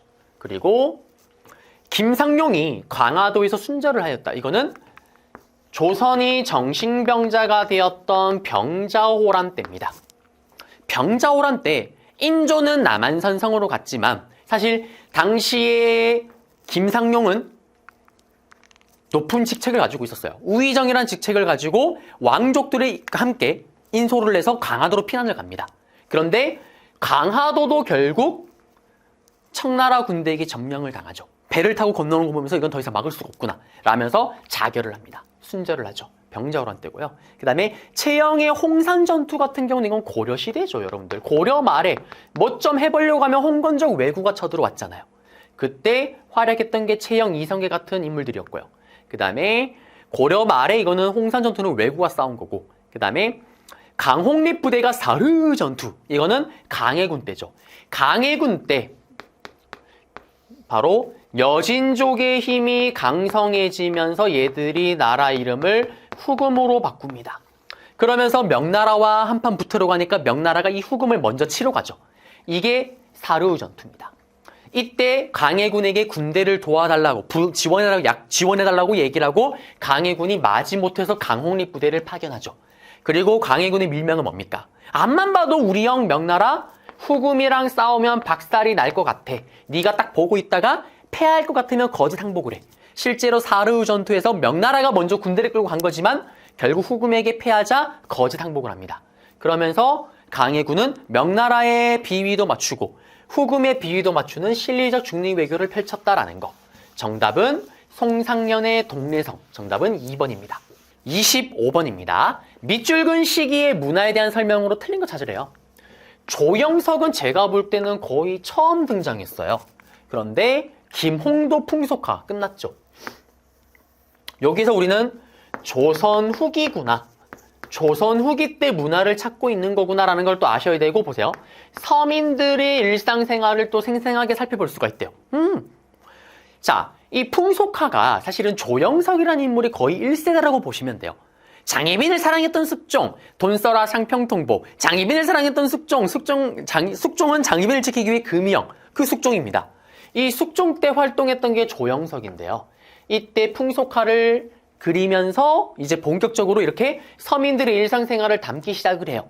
그러면서 이걸 바탕으로 김홍도, 심융복대에 이르러서 풍속화가 더욱더 발전합니다.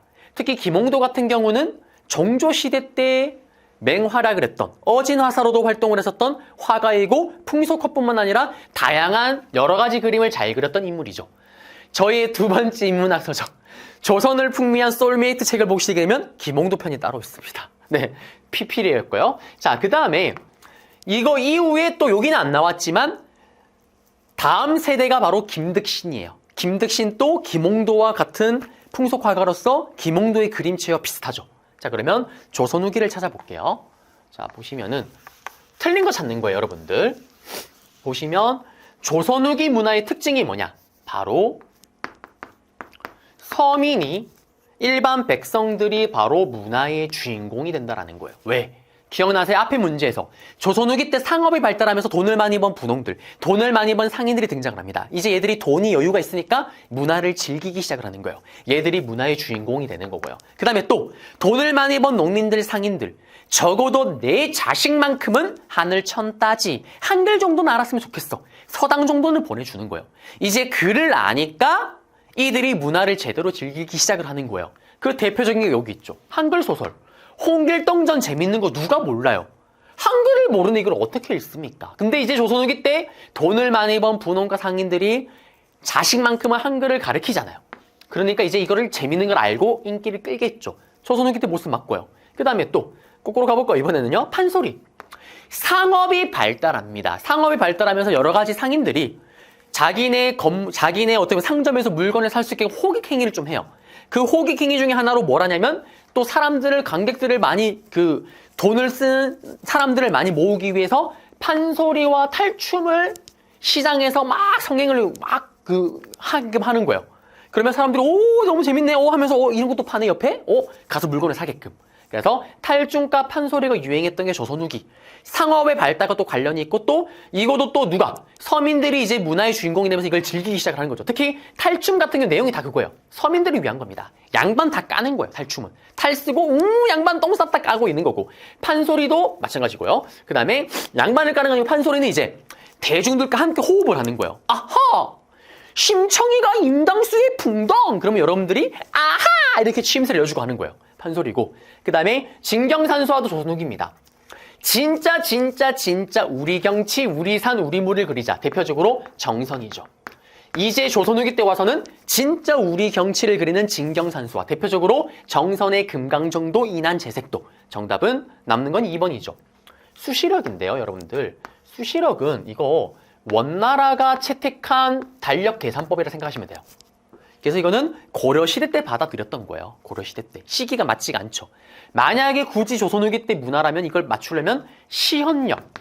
당시 중국의 청나라가 도입을 했던 달력 계산법인데요. 날짜 계산법인데 이거를 누가?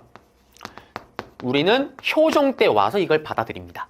그래서 만약에 시헌력이 들어갔더라면 여기서는 오답이 될 수가 없겠죠. 정답이 될 수가 없었겠죠. 근데 수시력은 원이다라는 거.